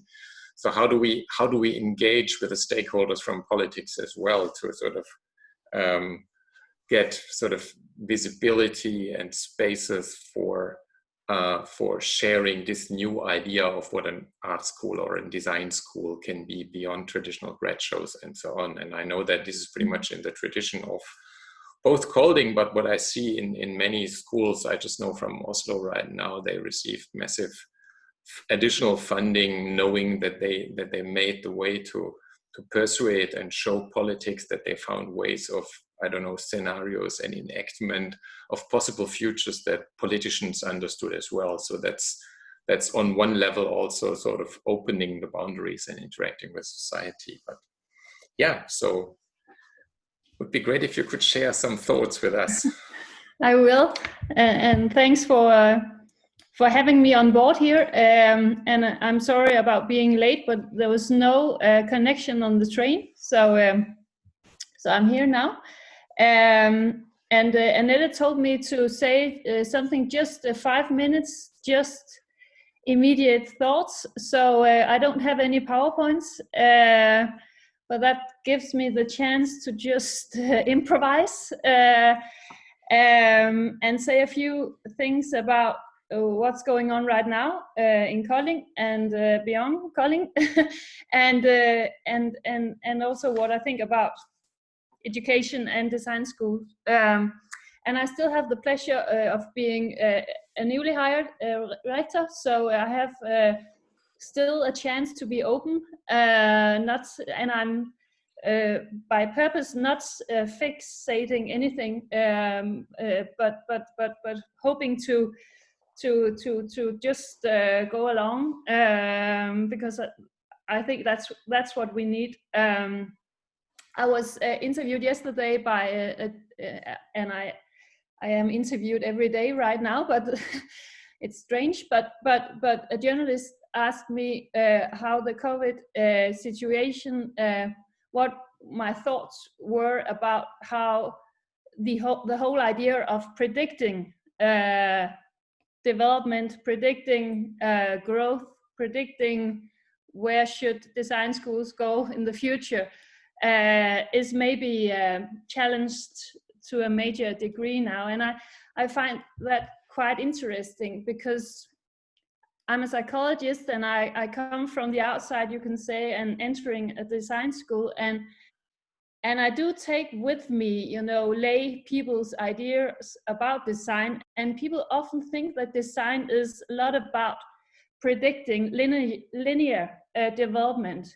Designers having great ideas that just needs to be transformed through some kind of process model or design thinking process.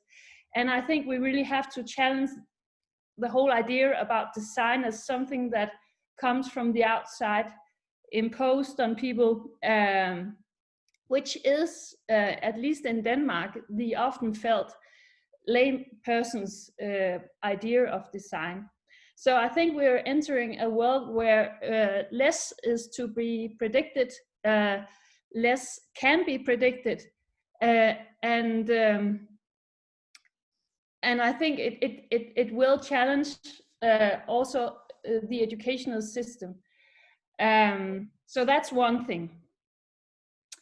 The other thing is that I just got an email right now while we were sitting here, and it comes from our students. And they ask me how the design school in Kolding will react to anti-racist movements. So, and I think that's one minor sign of a new generation of students that really asked us to, yes, go from the fabric to the collaborative model, but even going further along the road into a more activist profile in education. And she was the front person asked me how we if we had plans to go through all the curriculum to sort of remove anything that might exclude people and so on. And of course I'm going to send her the Danish law, because we have a anti-racism law, so it's not that difficult, but it's just one sign of a new generation that we are confronting, that asks us to really respond and be activists, I think, with them, with all the problems it might give. And then just one comment on previous presentations. I really like the idea of design ability instead of design thinking, because it connects, as I see it, with this activist thing that I think we are going to address.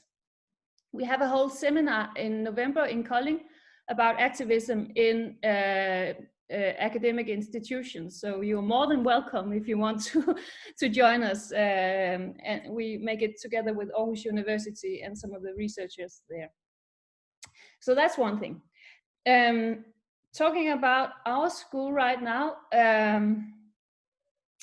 we are entering a new sort of strategy. We're going to work very bottom up with our strategy, again aligned with this activist idea.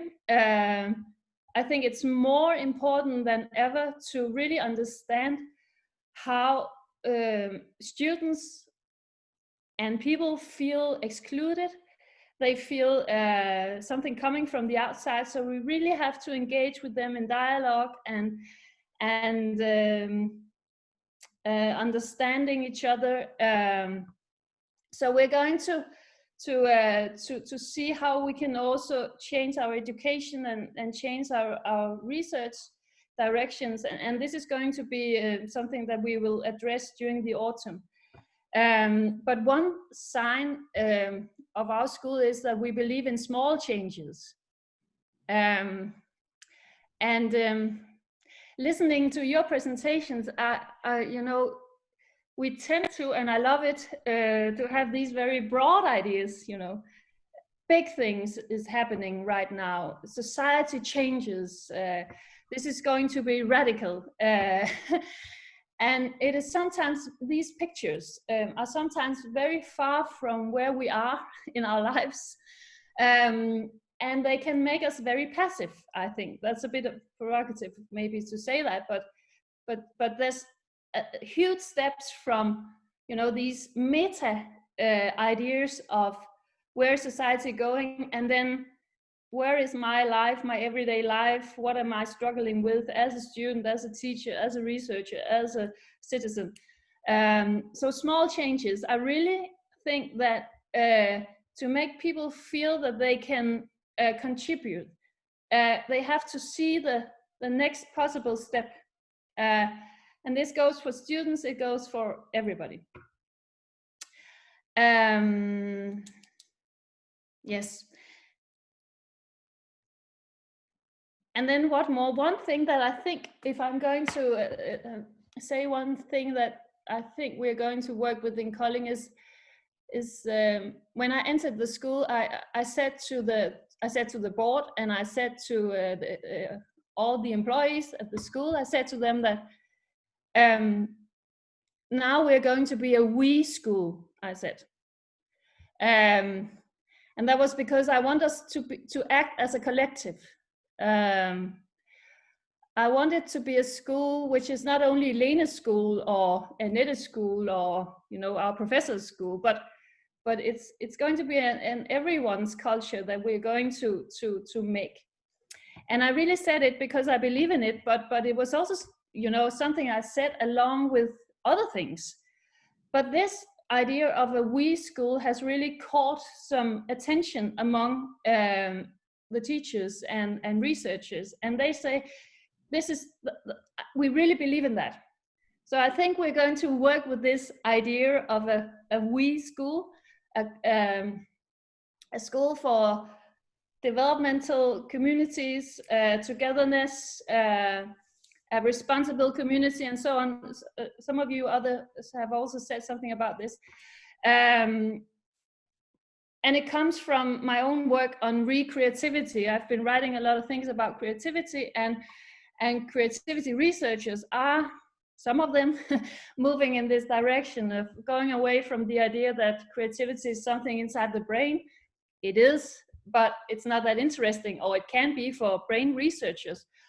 But if you're not a brain researcher, you have to address creativity in another way. And as educators, we have to address it. If we believe in the quality and value of creativity, we have to practice it where we are in our education and in our research.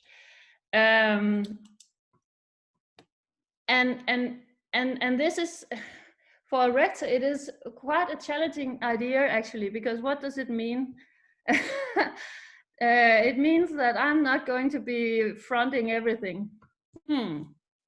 It means that I'm not going to, of course I have the big responsibility, but but I have to make people really believe in their own responsibilities for acting.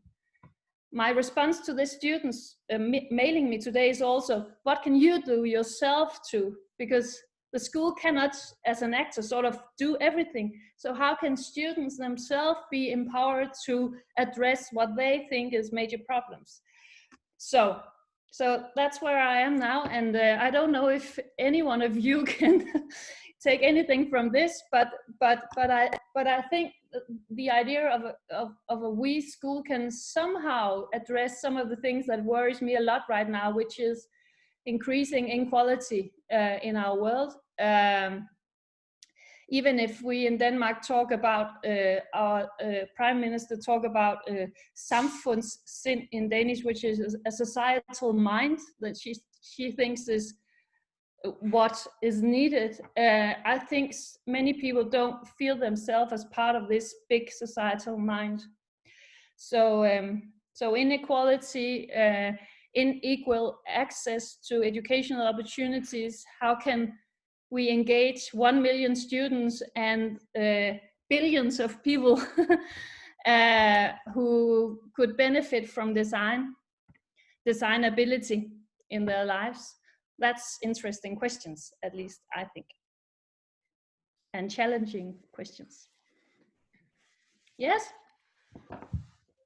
Thank you very much. I mean, you can be sure that we, at least I, can take a lot of your thoughts actually, and I think it connects. And you created already some connections actually to things that have been previously said. It connects very well, and I like actually the discussion that on the one hand we're thinking about the big picture of transformations in society, about responding and interacting with different sort of stakeholders. But stakeholders is very abstract, but to make it tangible somehow, and to think about how we can sort of rethink our own institutions. And I like this idea of a we school. I made the experience 15 years ago when I was asking the students to take more responsibility, that I gave too much responsibility to them, but those were other times. I see many of our students trying to escape in their comfort zones right now. So I think it's our sort of core challenge to sort of waken up this competency to take responsibility and to act. And I think one of the reasons why they go into the comfort zone is that they don't know how to act. Exactly. They don't know. They are sort of shocked. And this is also what I like in this sort of Latour paper that I was sharing, that is very actionable in the end, by just making up your mind what you can miss right now, and then going deeper, how it affects other, and so on, because you cannot change our government in a minute or something like that. It's a longer process. Yes. To really jump between those levels, I think is super good and super important. Exactly. And that's where education comes into the picture. Right. Empowering people right. to act from yes. a position, from a field, from... I was sort of thinking, how can we choose students? Because choosing students is also something actually where you exclude people. Yeah, I mean, I think this also means to readjust. Actually, if we are not a factory anymore, and I agree to that, about the material that we are taking, the human beings, the students. So what are we looking for?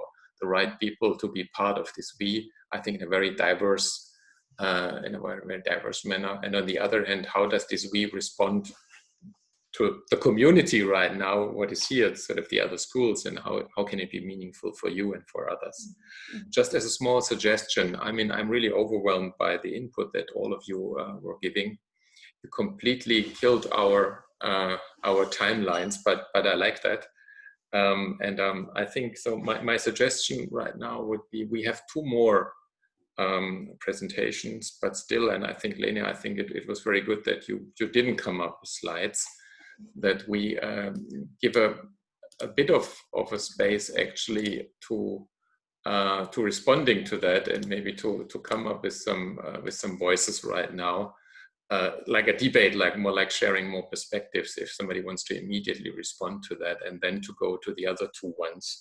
Actually, I think this might be quite a good moment. So to really speak up and share. Actually, we have some sort of comments that we had in the chat, but I think it would be super good to, especially if somebody has to leave right now, to sort of come up with a position. And Okay. I would like to say a few things because I have to leave. First Kenan and then KP Lee. Okay. Okay. Sorry, I didn't see. I apologize. I haven't seen that. Would you like to go first? Kenan, it's yours. Stage is yours. Thank you very much. I mean, to all presenters, I'm Kenan Zekic. I come from Sarajevo, Bosnia and Herzegovina. And what Lena was saying and what Gordon was introducing as an idea of the society, I just have to give a brief intro, few sentences before I get to the COVID. I mean, I live in something that you consider a dystopian society for the last 30 years. So that's our reality in Balkan: divided society, fragmented society, corrupted societies. And still, though, we educate people about design. What I learned about education in design is I changed my paradigm of understanding the education in design, and I don't believe any longer in institutional values or society values, because societies are collapsing and they are staying where they have collapsed. It's really hard to change them. I've seen it. I mean, I'm living through that. But I see as a huge potential, it lays with us, people who are educating designers. And I think that initial change about all these changes that we should anticipate, they come from individual position of each of us. And I'm now even more assured that it's so, because I was in close contact with so many people in the last 2 months educating design, and I've seen those rigid things like, I cannot teach design online. Oh yes, you can, and we will. And this is, I think this is the global beginning of the global education reform, and it's never going to be the same. And that's the position. I mean, how it happened here, it's without any intervention of the society, because society is so fragmented. We have 12 ministries of education in the country with 3.5 million. So the way the education system is fragmented, the way the society responded to COVID, fragmented. So actually, the only thing I can kind of take as my positive heritage from my last 30 years of living here is like, and the truth that I see really is like, necessity is the mother of invention. And that's how it should be working. I mean, we would switch, the systems are going to change, we have to adapt. But I think that a lot of help comes from the students. Those digital natives, they have to speak up in an open call for education. I think that's our opportunity. And I think that the experiences of coming from a society such as mine, I don't see it as a disadvantage. I see it as advantage. Could help Cumulus maybe to understand position of design in society that are living through permanent crisis. So COVID, war, whatever. I mean, COVID is just another form of war for us. And we did not respond good to it because we did not respond to war. So these things are happening and societies are there to respond. Same goes for the education system. And I'd like to refer to what Gordon mentioned to Engels, because I was raised in society where Engels was a pop star. So quantity and quality are good points for Cumulus as an association, because those inclusive practices could place Cumulus as the head force of understanding radical changes in education that are coming. What I'm trying to do right now is to understand, and I've been consulted by people from other scientific areas, how do you teach? And I think that we as teachers of creativity, we are ready for this change. And I think that we should utilize that and spread the word about it. So I see this as an opportunity, an extremely extreme conditions, in extreme conditions. So just a few words, but thank you all for having me, and great presentation. Thanks. I hope we'll have a chance to discuss this a little bit longer. I wouldn't like to take any more floor. Thank you. Thank you, Kenan, for sort of raising your voice and making this point. It's really important. And I just can say to everybody, because some started to leave, that I will share the information, and that I would really like to proceed working with the ones that want to work sort of online, actually, in Miro, and meet again maybe in 2 or 3 months, having an agenda in the next year. I think the point that you brought up, and I think this is, I'm happy that KP Lee was raising their hand next. Again, I mean, if it's really about inclusive practices, it's about working all together, but still in the end, I mean, you have organizations with an identity, with a character, with a brand. So how to combine those things? I mean, how to open up on the other hand, but still how to create your identity as a player in the we. Actually, you can see it in a school, but you can also see it in a community. And I'm also fighting in Cumulus, or my position is that we need to open up for members of the communities. And this is not the paying members, it's the member of the community that we are about to define right now when we talk about designability. But KP Lee, I want to give the word to you, please.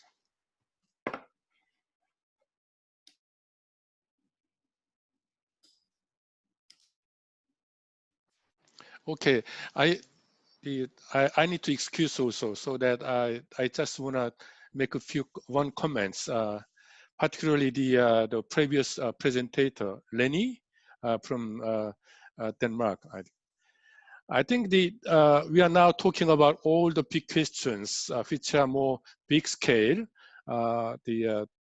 sometimes somehow abstract, okay? But this COVID pandemic actually that brings the abstract questions actually more realistic. For example, that AI and privacy, okay? We have been talking about human privacy and AI, and also I was the big advocate for privacy comes first, whatever reason for AI. But this time, this coronavirus brought AI actually more realistic, okay? In extreme that case when China actually that bring AI fully 100% implement all the AI, the function to even the grade of the every citizen that you have good behavior or middle behavior or something. In the meantime, also that Korea also using that the technology AI much more actively, but still caring for privacy, okay, and different scales, okay. But you know, before this happened, I think I just in ambiguous terms, I think the privacy comes first. But this time the question is not only privacy, but what about human life, okay? It's a matter of life, okay. Sometimes we also asked to sacrifice a little bit of privacy for the sake of saving human life, then how much, okay? That kind of question never so realistic until this COVID virus or something, okay? So we need to really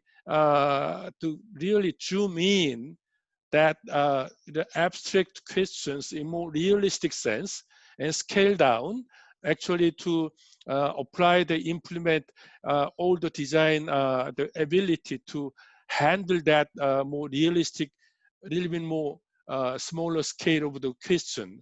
I think in order to do that, I think design education has been dealing with the question of how to make it, how to draw, how to something. But in the last 20 years, with the human-centered design, what to design. But it's time ultimately we need to really teach students, people what to design or how to design, why to design, okay? Asking the serious question, which is also along with the design ethics and the Tadanori's terms about designership, okay? So again, ask a serious question about why, and scale down more realistic questions they're applying for design skill. I think that's the time we need also to do I think as a designers together. Okay. Sorry again, and thank you for having me here to opportunity to share my ideas. And Hong Kong is always welcome with you and all the questions. I hope that with this opportunity, we can have a more closer network, sharing all the information. Thank you. I enjoyed all the your talks. Okay. Thank you. Bye bye. Yes, thank you very much from that. And I think this switching from how to designing why is very, very important. And I see this discussing with my students. They say, yes, but the why then goes back to the how, yeah, because they understand that they question things. And then if they want to act, then again, it's the how under the different conditions of the why. I think we're on a super interesting sort of track to have the two sort of very realistic levels actually that are bringing questions to the agenda that we cannot avoid, yeah, like privacy versus human life, and to work on that, not just by speculating but by working with that actually. Okay, any more sort of responses, immediate responses to that? I would be happy.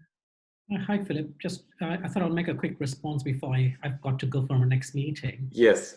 I think it's really wonderful to hear the different viewpoints and trying to really look at the place of education today. I mean, historically, institutions have always been sites of inquiry.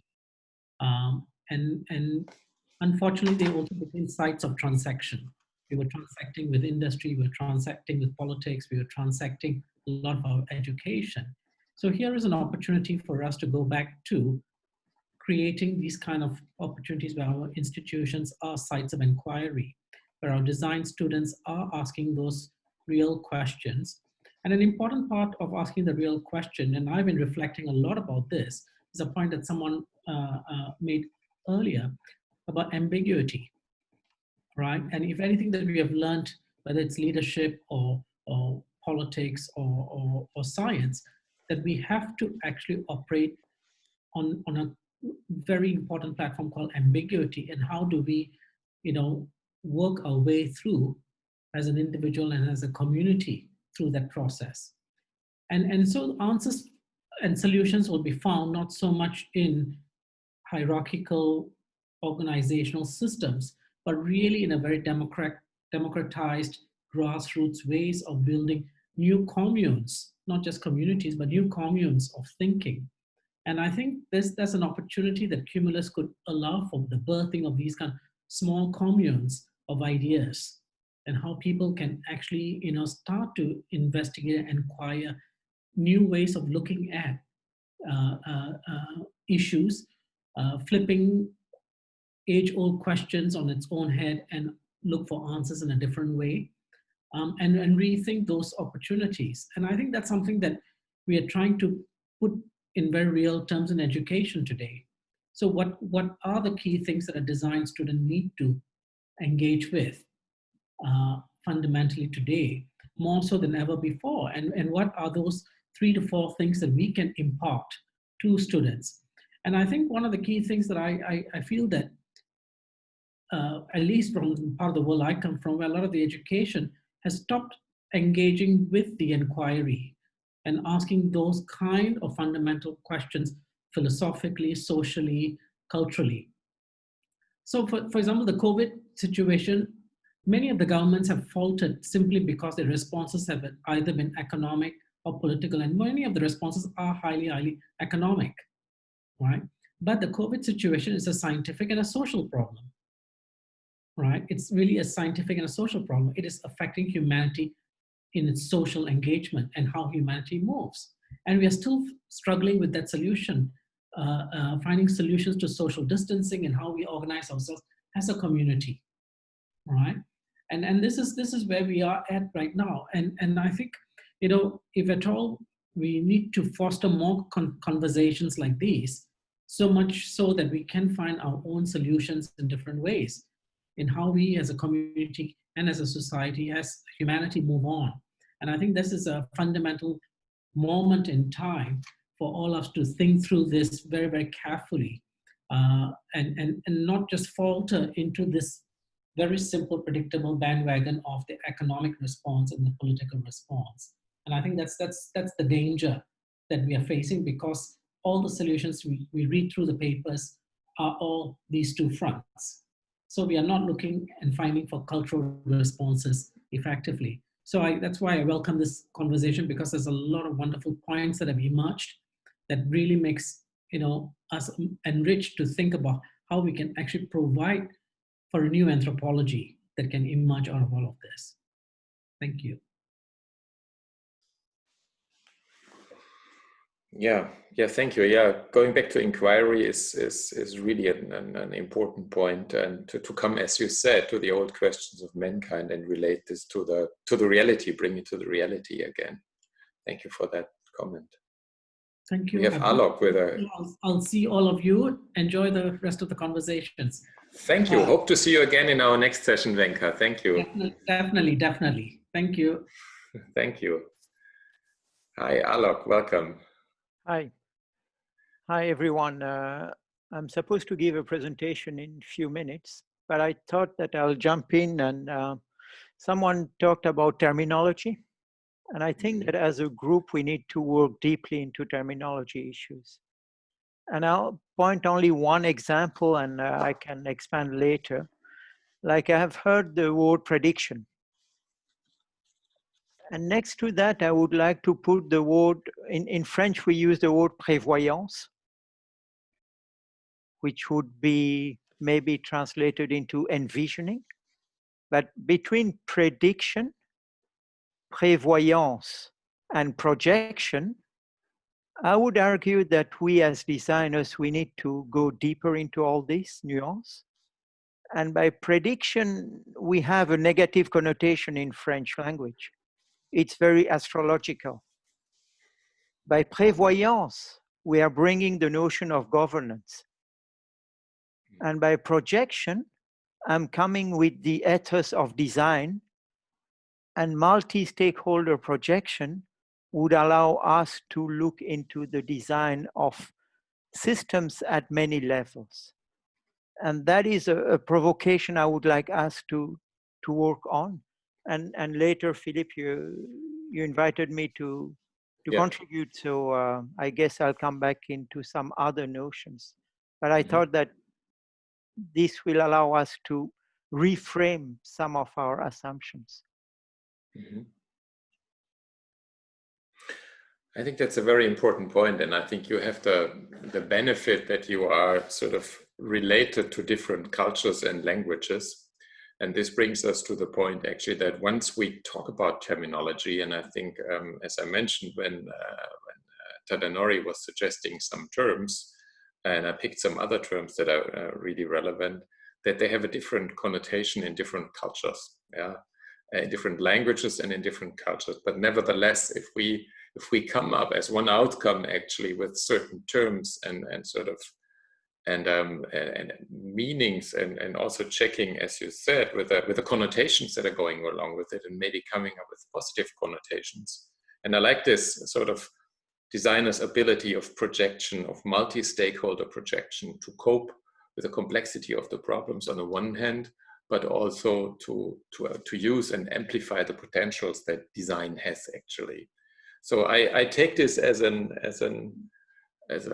inspiration, or as a to-do point, actually, to work on the terminology, maybe a few words to get a shared understanding. And I think this discussion about the words is also a method of inquiry that helps us to get a shared understanding and then sort of spread the word. Super ambitious, but I like this idea. So thank you for that.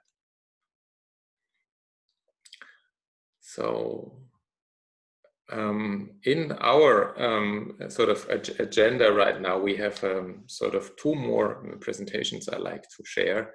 So this is Claire or Jian Yu from IIC in Hangzhou, and then it will be you, Alok, actually. So Claire, will you, or Jian, will you sort of share your screen and come up with your presentation from not only being a new Cumulus member, but also being in another phase of transition in your organization or sub-organization at China Academy of Arts as a new build actually entity. I would be very keen on hearing more from you. Thank you for, can you hear me? Yes, we can hear you perfect. Okay, okay. Here I can find, I'm sorry, I need some time to work, to find the, here. This could be, all right.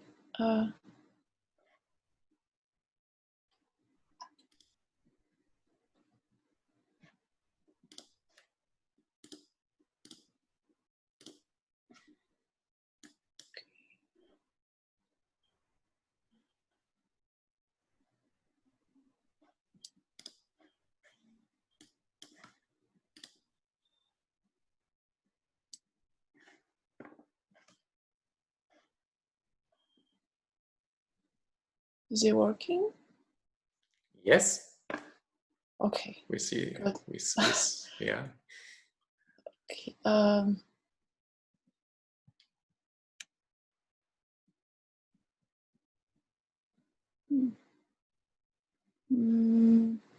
Okay. Sorry for my slow speed about this. Well, a future we build now. This is our sorry. This is the title of the our talk. Actually, in IIC, short for Institute of International Collaboration, we actually had quite a history in China Academy of Art. We were the first one to run a joint master program with German partners since 2006. So as you see, we have over 14 years of working with international partners. And after all those years experience with collaboration with each other, and we are so used to the idea that we can work together, we live together in the same world, and we share some common thoughts, and we have this common mutual understanding about collaboration, understanding each other and work with each other, and we all talking about the same idea of educating designers and all artists, students under such a global context, which actually we are connected to each other. This is our mutual understanding for a very long time. And suddenly we face to this crisis, this pandemic, and physically we are distant to each other, and geometrically we are apart with each other, and we're not allowed to work with our own staffs. We can't see each other. We can't meet the students in the classroom. And for the first month or first 2 months during the lockdown, we were very confused, and actually we were very tired of working at home. And many of the students, they told us afterwards that they would never want so much to go back to the school, to the campus, to sit in the classroom with each other, to see the teachers face to face.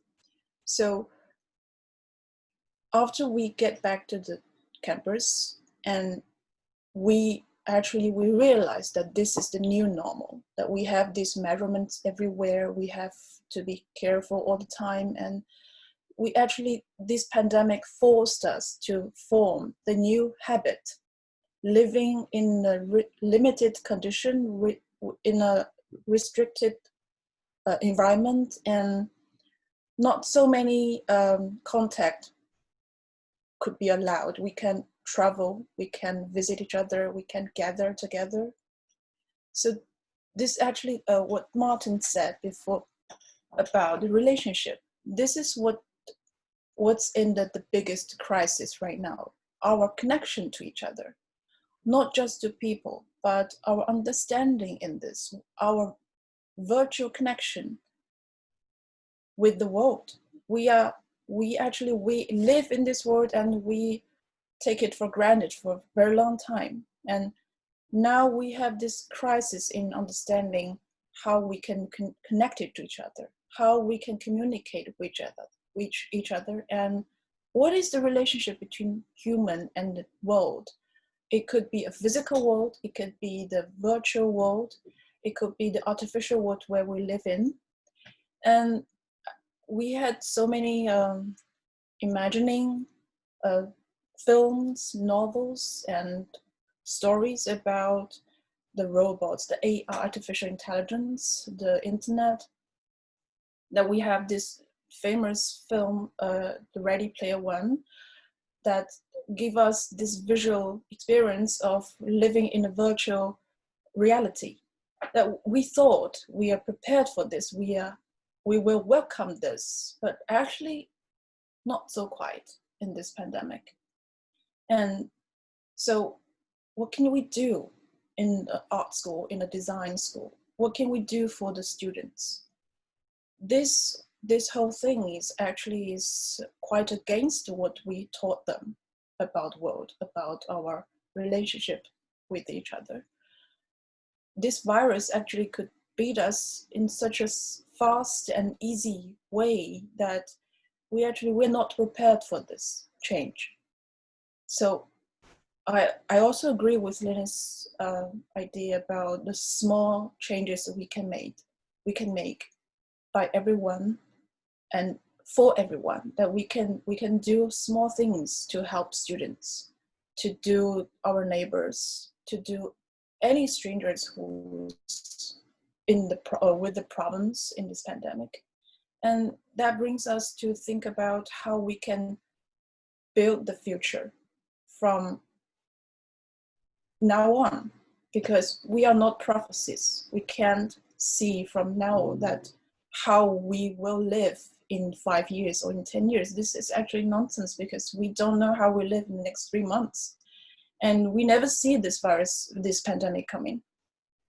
So how can we build the future? How can we educate someone to build the future? How can we educate a young man, the young people, to help them to form the next world that they will live in? Maybe we can do something more solid, more practical, and maybe we can help them to learn more about the connection between people and the society. And it is more important to help them to realize difference and work on that. Difference is not a bad thing, and challenge is not bad. Change could be good. Even though the new normal seems abnormal, even the new habit or the new society could be virtual in a way and mixed. Actually, it is mixed right now, that we have to do many things virtually, but also we try to find a way to do it physically. So it could be mixed, it's complicated, it's comprehensive. And so what is the most doable thing, the most practical thing, is that we have to look back from, we have to learn from the past. And we then, from the history we learn, then we will realize that how our vision about now current situation was formed by our history, by the past, by our learning. And then this we can move forward next to build the future from the vision we have right now. So we can adjust ourselves to the current situation, and then maybe we can move on to the next future. And I don't know if this makes sense. So Philip, this is what I'm thinking of. The pandemic's crisis could change our view about art school and design school. Thank you.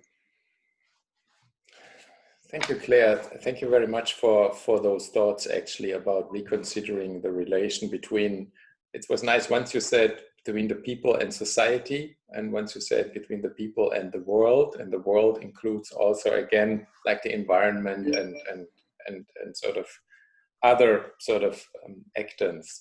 The reference to the history is also super interesting, especially as I think, Martin, you were talking about the non-linearity, but then you showed the politician with the two linear models of the curves. Here we believe very much in linearity, Yeah. if it's like this, but we do not believe that it's exploding or stopping or reversing. Actually, we are so much trained, and I think if this is just one of the lessons we learn from history, that we are defined by linear thinking, actually, and how can we sort of get out of this system?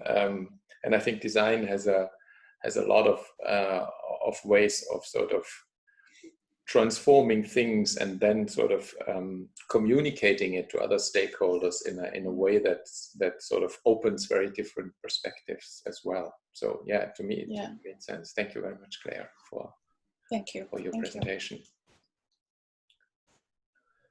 So maybe I can make a small remark on that. Yeah, please. Yeah, we have time for that. Okay. I'm coming from HAT, from Israel, and we're just restructuring our master's degree program now. And we actually have heard so many terms that we're using now in rethinking the new program. And I think that complexity is a thing that we cannot teach design today without thinking in complex terms.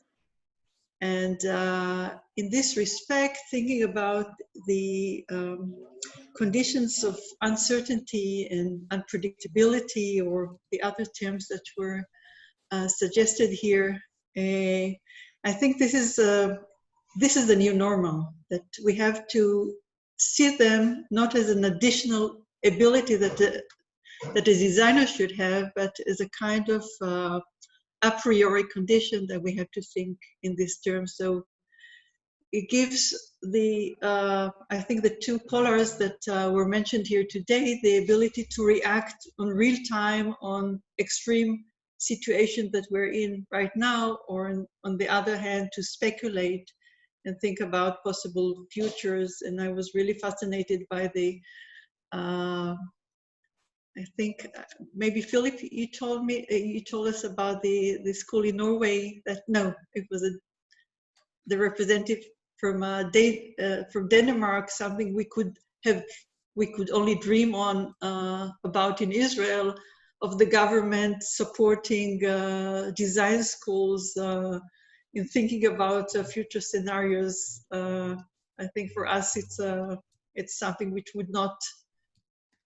could not happen in this situation. I think that we're more afraid, and I think this is something which was not mentioned now. Until now, there are so many new opportunities with teaching in these new hybrid forms of the online and offline. But we here, at least in Israel, we're very much afraid that this all new possibility of online teaching will be utilized by the government to give less money, to reduce the budgets for the schools, because teaching online is cheaper than teaching offline. So I think this is another risk for us, a very big risk for the design education in Israel. Another very short point that I wanted to say, that I think that one of the biggest consequences in some of the countries where experiences different experiences in different places, I think is a question of trust.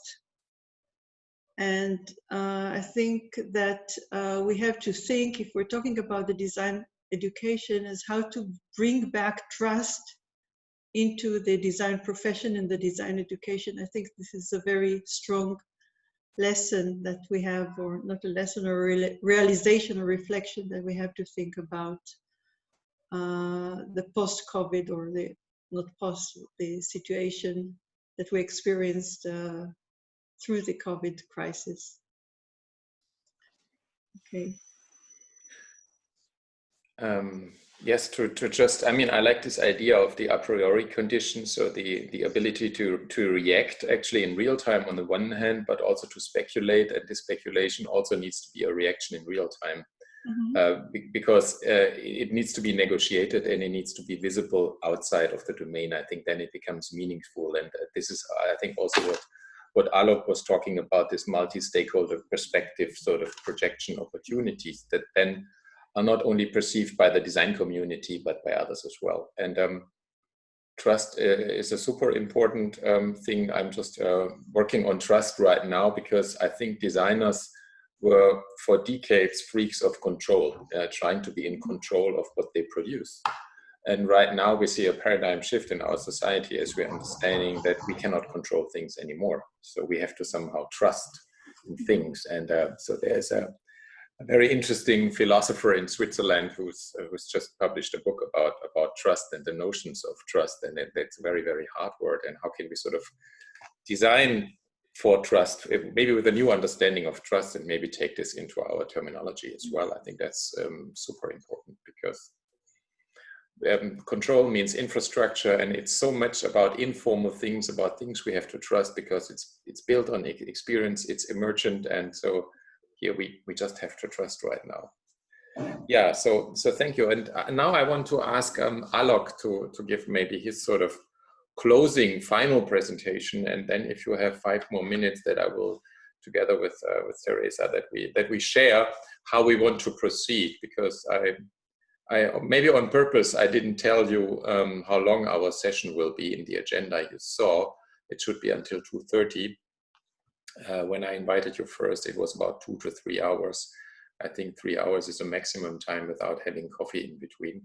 But I want to first give the stage to Alok, and then maybe come back with something that is helpful for us, because I think it is super important, inspirational, meaningful, but I do not want sort of to leave or to sort of close this before we do not sort of have trust that we can sort of continue with this meaningful sort of transformation, conversation, collaboration on sort of different levels. But first, Alok, right now, I'm looking forward to your contribution.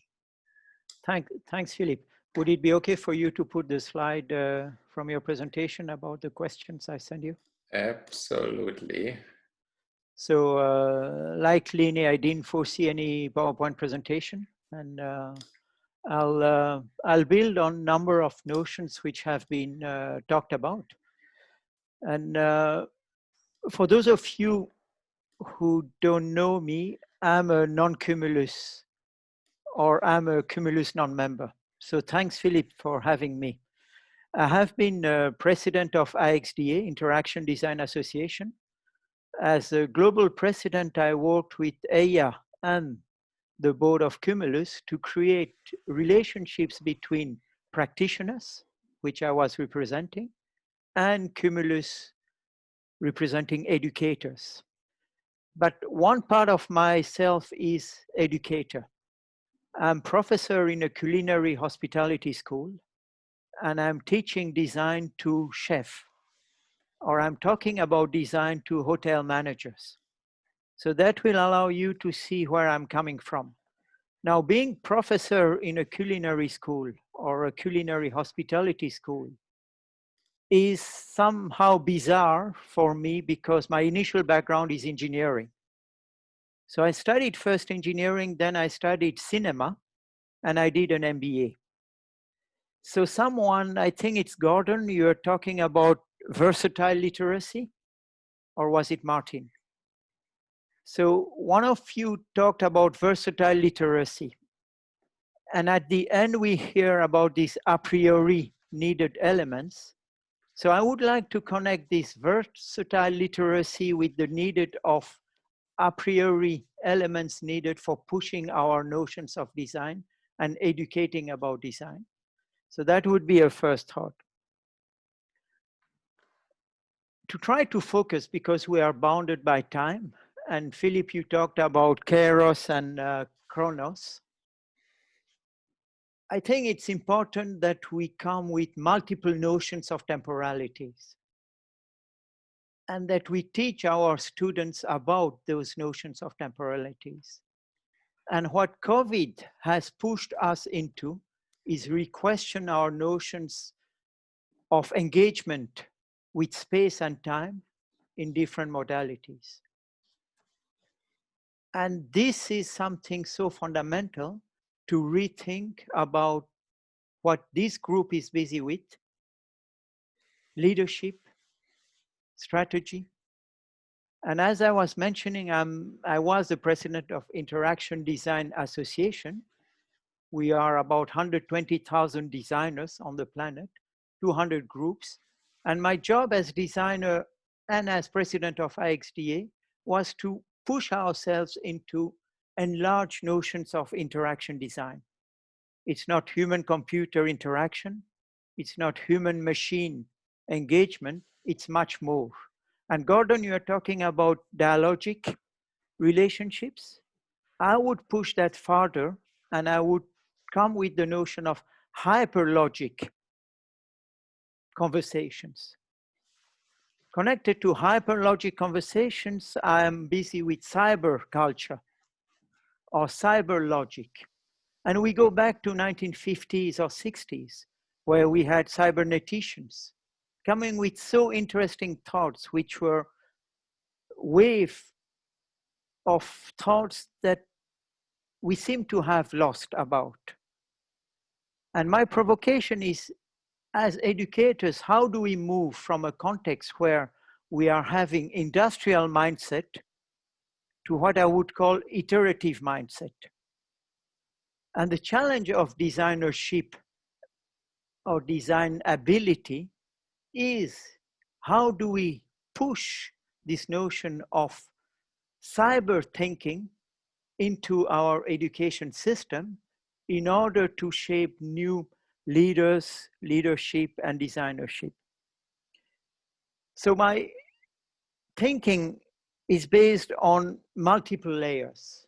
And all of us, we know the models and the levels which were brought by Dick Buchanan, the levels of design, or some other thoughts which were brought by Nigel Cross, where my provocation to us as a group is maybe we should begin to stop having design and art school, but we should have design school and art school with their own dynamics, because it creates so many confusions, both at the policy level, both at the student level, both at the ego level, both at the society level, that I would like to use that as a provocation for us as educators.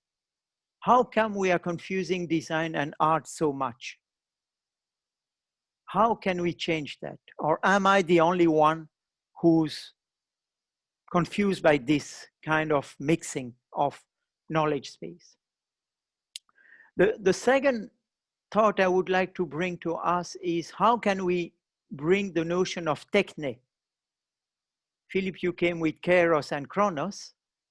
It's time to go back to techne, 2000 years ago, which was bringing design thinking in some other modalities. And again, we partly lost about that.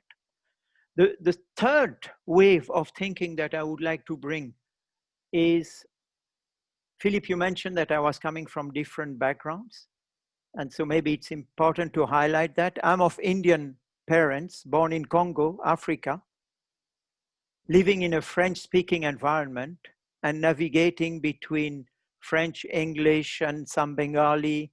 But also I was a Japan Foundation Fellow, and I studied Japanese cinema.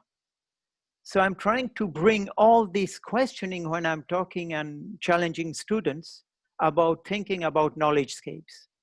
And Philip, thanks for inviting me here, because knowledge and sharing of knowledge and rearticulation and generation and production of new knowledge is how I see this group and design schools busy with. How can we push ourselves from the paradigm of talking about education as an industrial system of generating and sharing knowledge to learning and education as a multiple stakeholder, as I already pointed, way of looking at systems, and even pushing the notion of systems to what I was talking in a recent keynote. I was talking about the need of assemblage thinking rather than design thinking. And Philippe, you brought Latour in the picture. Assemblage in the French sense is assembling different entities or elements and looking at their properties. And then we are going back to Deleuze and Guattari, the French philosophers. How can we bring all these people back into some of our designing of education systems so that the topic of this working group, leadership and strategy, is pushing ourselves to generate new paradigms, new frameworks. And I'll end with a small quote that I gave in a talk, which is, we talk a lot about UX, user experience design. And my provocation is that experience design is a bizarre word because we cannot design experience. We design conditions for experience to happen. And if we take that as an assumption for our education, we create conditions for education to happen, that would result in some design ability or to some designership at different levels based on nuance and background and a priori, where we respect the journey, the parcours of all our students, so that we push their journey, their parcours in going in a responsible way and meaningful way for the next years to come, COVID or post-COVID or whatever. And that would be some of the insights that I would like to share now. And I know that we are bound by time, but I have tons of other things, but I'll stop here and I'll give back the floor to Philip for kind of any reactions, provocations, or whatever. Thanks for having me here. Thanks, Alok, for joining. And you can be sure that it's really hard for me to reply to your provocations with even more provocations. It was quite provoking and inspiring in two ways, actually. And I think I also noted down some of the things, actually, that will be discussed and that can be discussed. So the question you brought up with the art and design schools, why not splitting them up in art schools and design schools? To me, I think it's a personal journey that we all have. In the moment, I think to me, it's a bizarre sort of understanding once you have two entities that interact with each other. I think we're opening the boundaries right now. But I think this might be a topic we could discuss with design schools that sometimes look jealous to art schools. And then with schools like that are sort of like Musashino, like LaSalle, that have art and design in a sort of in a maybe meaningful, fruitful way of what I perceive as cross-fertilization, actually, as long as the domains are clear. But maybe the domains are not so clear, yeah, because we are talking about rethinking and reshuffling things in terminology. So it might be a good way to look at it from sort of two different perspectives. And, Philip, may I just add one element so that we don't end up in a misunderstanding? Yes. I'm not suggesting one is higher than the other. No. I understand. I'm just suggesting that each of them has got so fascinating dynamics that we should push the dynamics of each of them.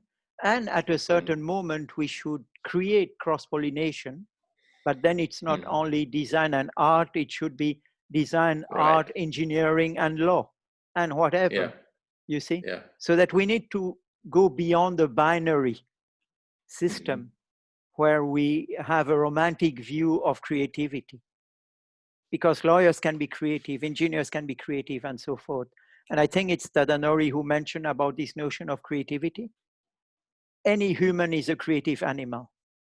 our job as educators is to push them and create the context so that their creativity is expanded. Mm-hmm. And that is my my thinking. Mm-hmm.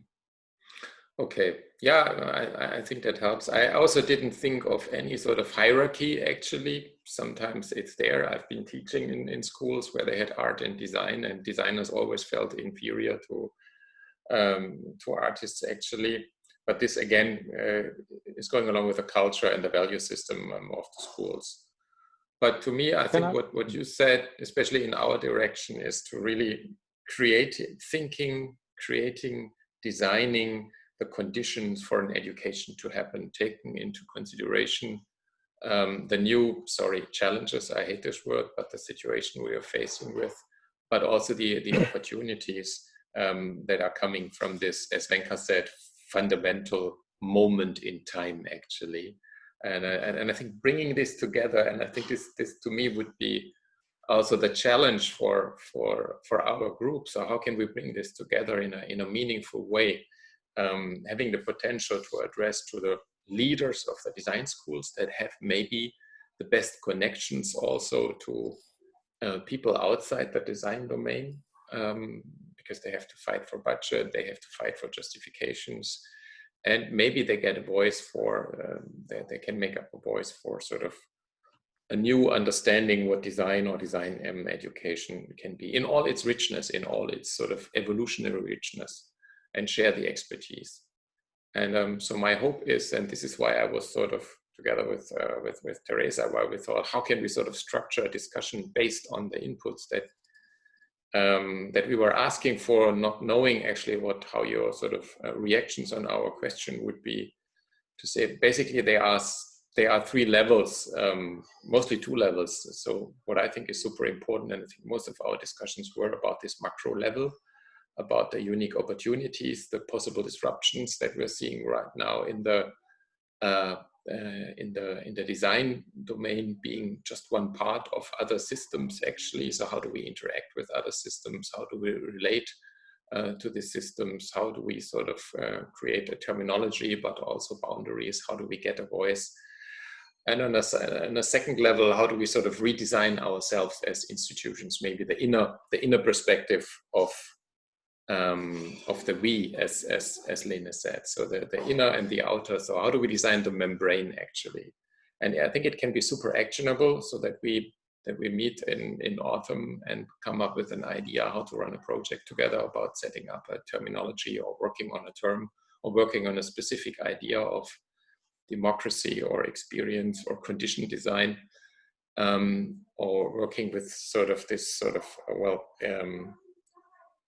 multi-stakeholder sort of projections, actually, and in the same way informing the strategies of the institution. So this would be my, at least and how I understood it when I took part of the responsibility for this group, and it's my passion and my interest to sort of jump sort of between those two levels, to bring something back that we sort of can start to do tomorrow, but right now to use this momentum to work on a longer perspective, really, to understand the scope, and also to use the opportunities that we are having, actually. I don't know, Teresa, how was from your perspective? Well, I think you put up a very ambitious agenda, and I think we are all willing to share this experience we are having. They are so different from what we were used to, that I think, Philip, you just pinpoint the right time for this discussion. I think most of the schools are finishing their semesters. They are rethinking how to restart in autumn. So this is a good food for thought that we have among deans and leaders from the schools. And I think, of course, we really need to continue this discussion. You were saying autumn. I think probably we need to have a meeting before, because in order to wrap up a little bit what we have discussed here today, because if we conclude what we have done today. It was the presentations. We didn't have the time to do all the interactions that you design in the Miro to start really. You are showing. So I think this is a good platform for us to share and discuss and debate and reflect on this. I think we are all having the same problems, facing a little bit the same issues, and we have a lot of stuff to discuss about the students. We didn't talk much about the students itself, but I think it's also a good discussion because they are designing a little bit what we are going to do in the future. So not taking much time because we have more than 3 hours of meeting. It was really great to hear all of you. Many of the ideas that I share, some of them that I disagree in some way, but it was really, really interesting. And I see that you were all excited to participate also in the discussion, which was great. For me, it was great. I was not expecting so many. Yeah, thank you. Sounds nearly like closing words, actually, and it's time to have some closing words. Actually, yeah, I was also actually impressed by, as I said, we are all super busy that you found the time to make up your mind and to prepare something. But on the other hand, I learned you need some sort of pressure to do something out of your sort of daily routines, and if the pressure is just to meet and talk and to share. I experienced it as a really sort of rich experience. I was sharing with you the link of the presentation, and as I said, we thought of preparing sort of this whiteboard. I don't know how many of you are using Miro as a tool. Teresa and I, we made very good experiences with that, and I see it in sort of many schools. And used by many sort of designers. So what I could offer to proceed the discussion and the discourse that we're having.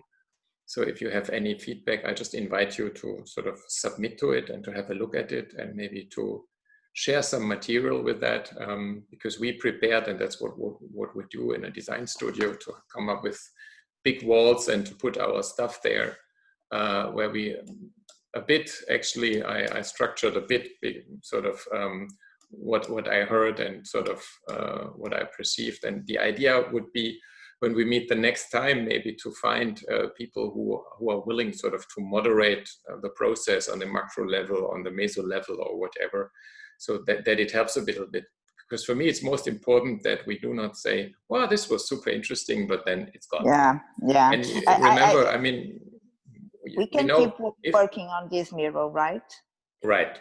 Yeah, so that would be super nice. And if anybody has a better idea, I mean, I know that Martin is not here anymore, is super ambitious in creating a new tool. I don't see us creating a new tool right now. We're just using it, exploiting it, maybe in a best possible way, actually. So I think that would be super good.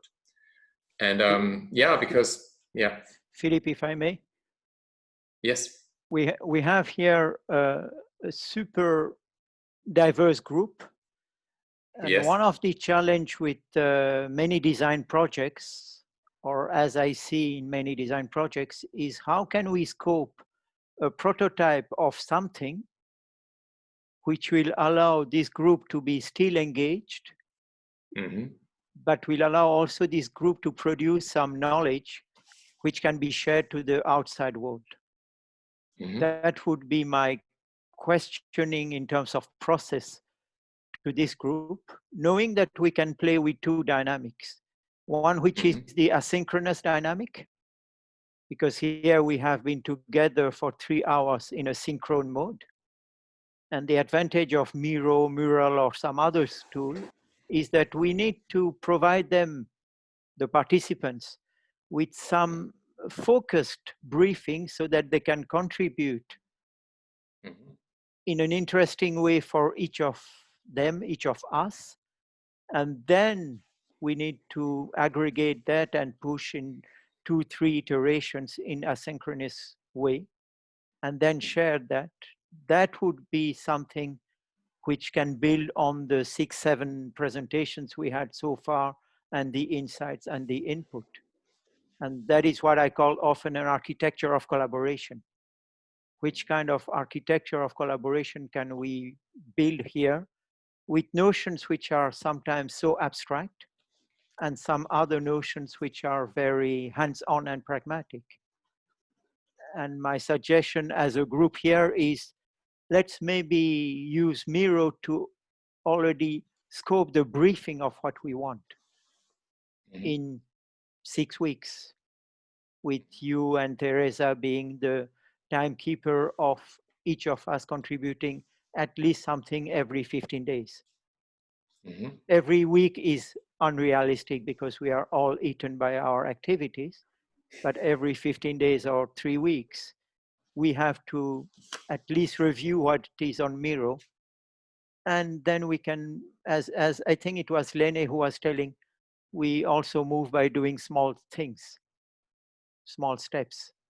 So that would be my input in terms of feedback.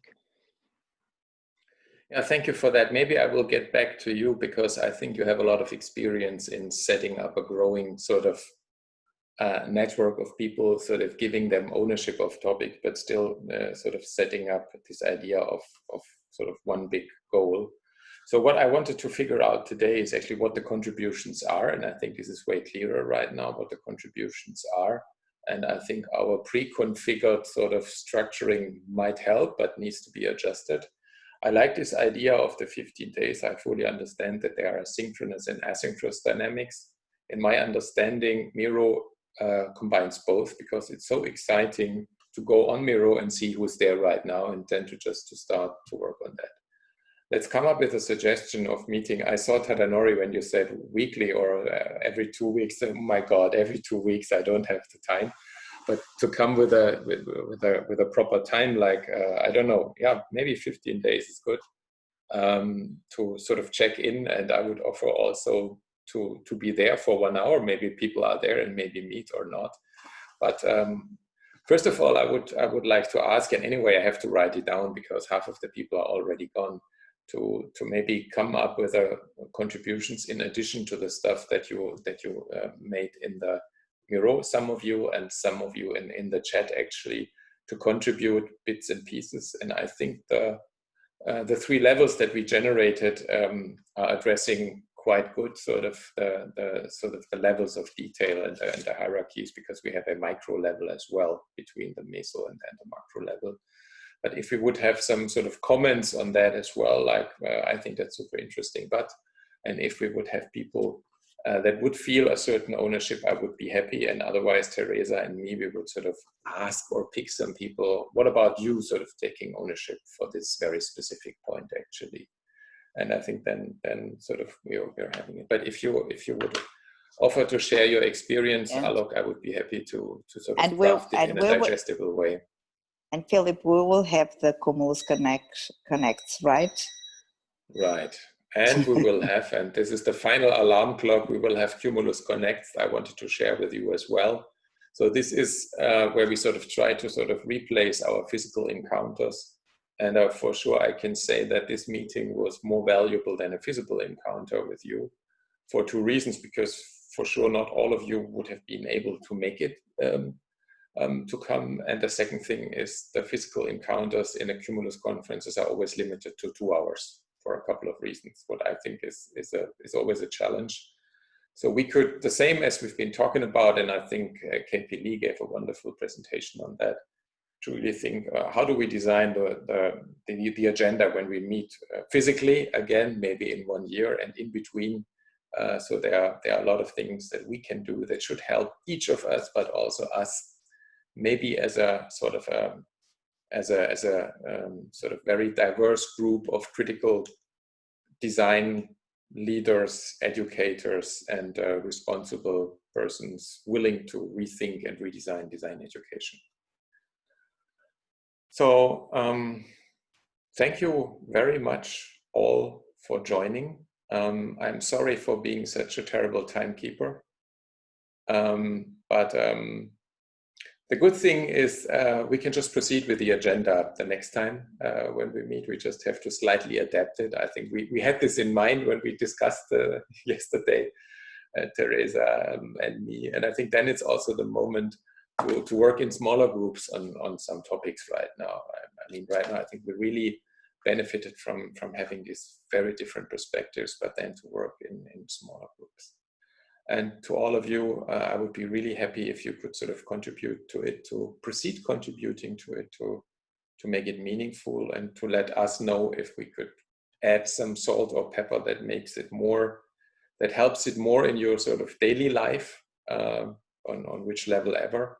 And if you want to spread the word to a person outside of the Cumulus membership, I mean, look, for me, it's clear. I mean, even if IXDA wouldn't be a partner, I think, and Aguinaldo, your university is also not a Cumulus member, but I think this is the moment to open and talk together right now, and to listen. And I think this is also pretty much what Kenan from Bosnia-Herzegovina, who left right now, he opened my mind, where we had a lot of discussions in Bogota about giving a platform and giving a space to those very sort of underrepresented regions as well. And being a hybrid, it is easier as ever.